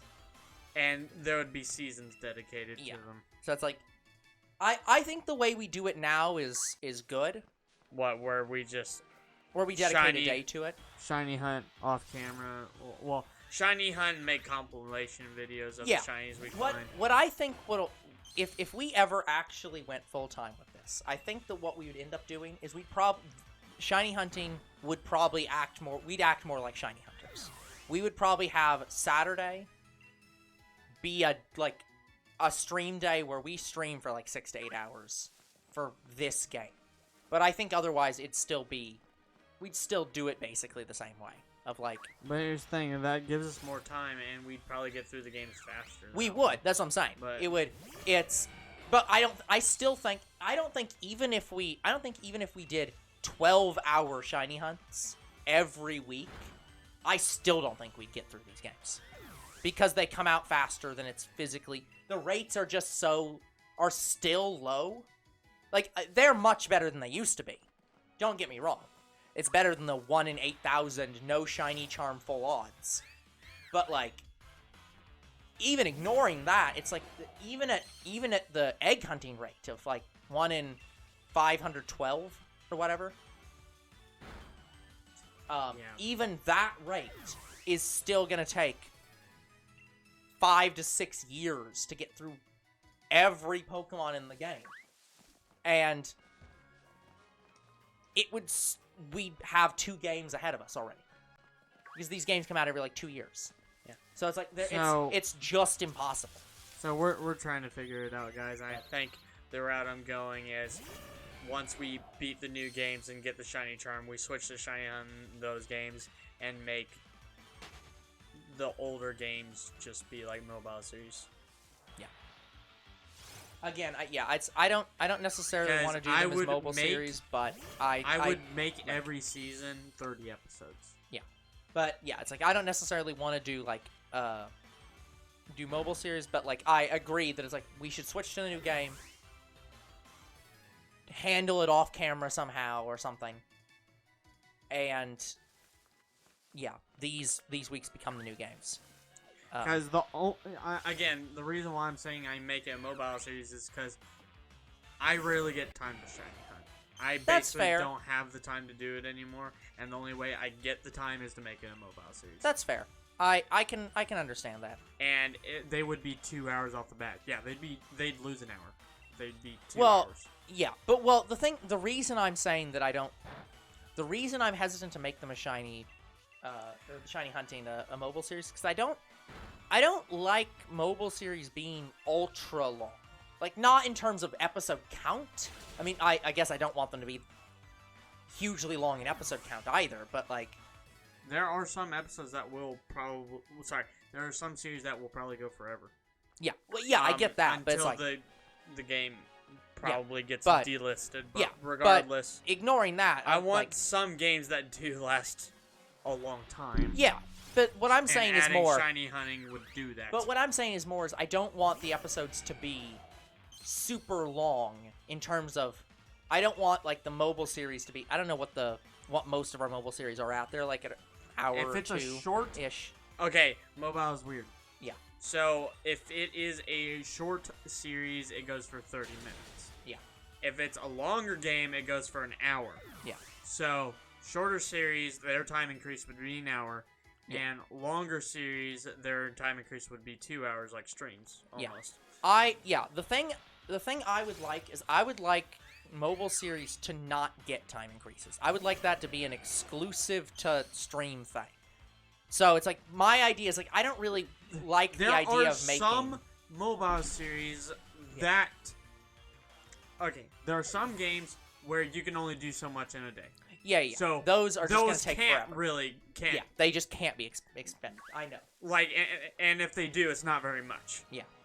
But when you get games like Jurassic World, the game, where once you get so far in the game, you get like a shit ton of things to do. Yeah. It starts to become okay. It's gonna get each episodes are gonna get longer and Yeah. longer. So it's like, but like the thing I'm saying is that like the main thing is I think I like the idea of like I don't think mobile series should generally be over 2 hours ever under almost any circumstance. Yeah, and then we So get it's like games like Dragalia Lost, where it's story based, and they have like a bunch of different stories. Like each character in the game has its own story arc. so it's Octopath Traveler. Yeah. So there's a story about your main character. There's a story about the 2 side characters. Yep. And a story about an extra character. Yep. There's probably stories about characters you don't care about. But like those games, it's like has to be a time increase because there's just so much to the game. Yeah, but it's like But I don't go over 2 hours ever. Like So- that is my limit. okay. Then because I think that's gonna be the problem with shiny hunting is that right now shiny hunting takes forever, and it's 3 hours. So it's like I feel like if you made it 2 hours, at that point you either have to cut out stuff and like shiny hunt for like 8 hours and only include 2 of the hours, or which at that point you might as well just compilation it anyways. Or you only do 2 hours at a time, and that means it's going to take even longer So it's like yeah, I'm not. It all depends on if I get those 3 hours in. With my new job, I don't think I can. Yeah, so it's like it's. So I'm trying to. I think I could manage 2 hours. Yeah. I don't think I could do 3. Yeah.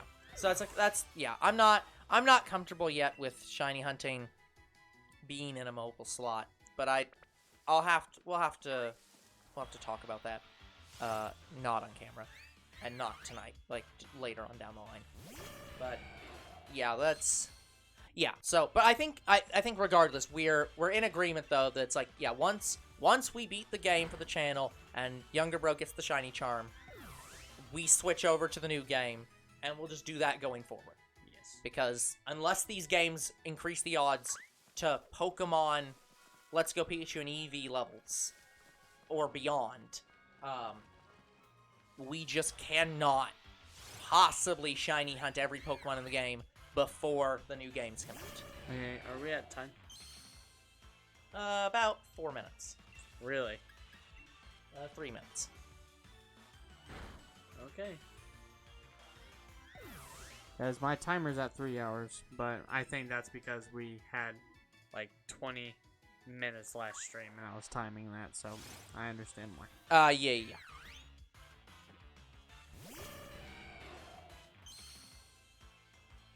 But yeah, guys, regardless, we will figure out something for these older games, and we will complete them on camera somehow in some way. Yeah, I think that's agreeable.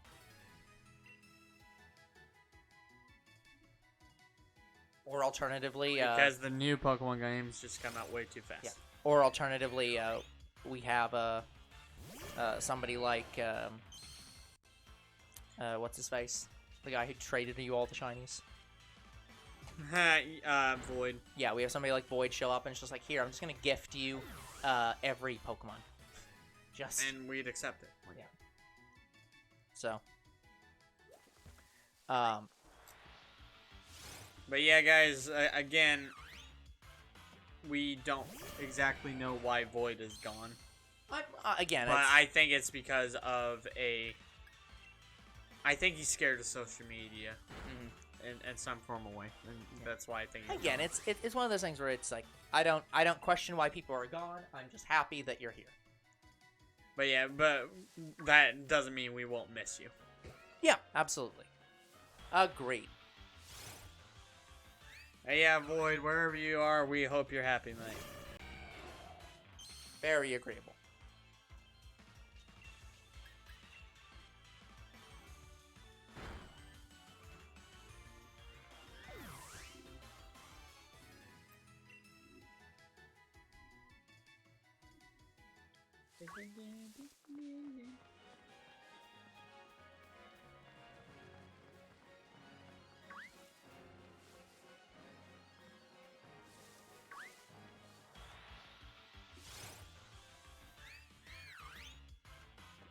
Yeah, the other reason I like this method so much is we get through at least 300 to 200 encounters every stream.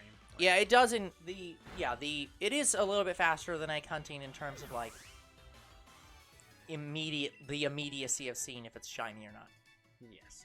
How much do you get through egg hunting in the stream normally? About 200 eggs. Yeah, so it's a little bit faster. On a good day. On a good day we get through about 250. But yes, it is just barely faster. Yeah. And that's with me releasing the Pokemon after I hatch them. Yeah. Yeah, I was gonna say, if you could probably, like the way we could do it where we just throw them in the box and release them off camera. But the reason I don't do it is so I can see what shinies I have and what I don't. Yep.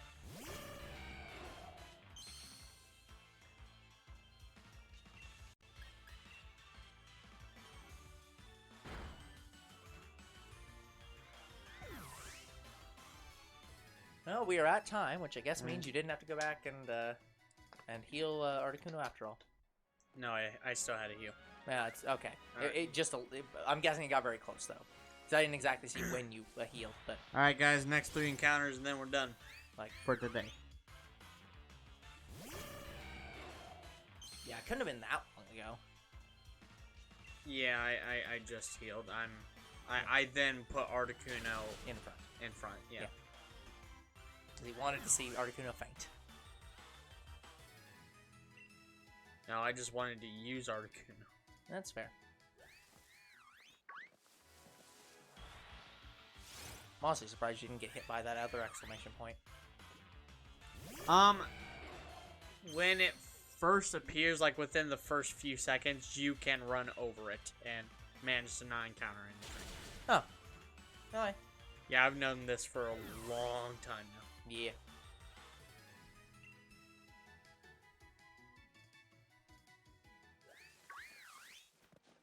Last encounter. Not shiny. But my Articuno is.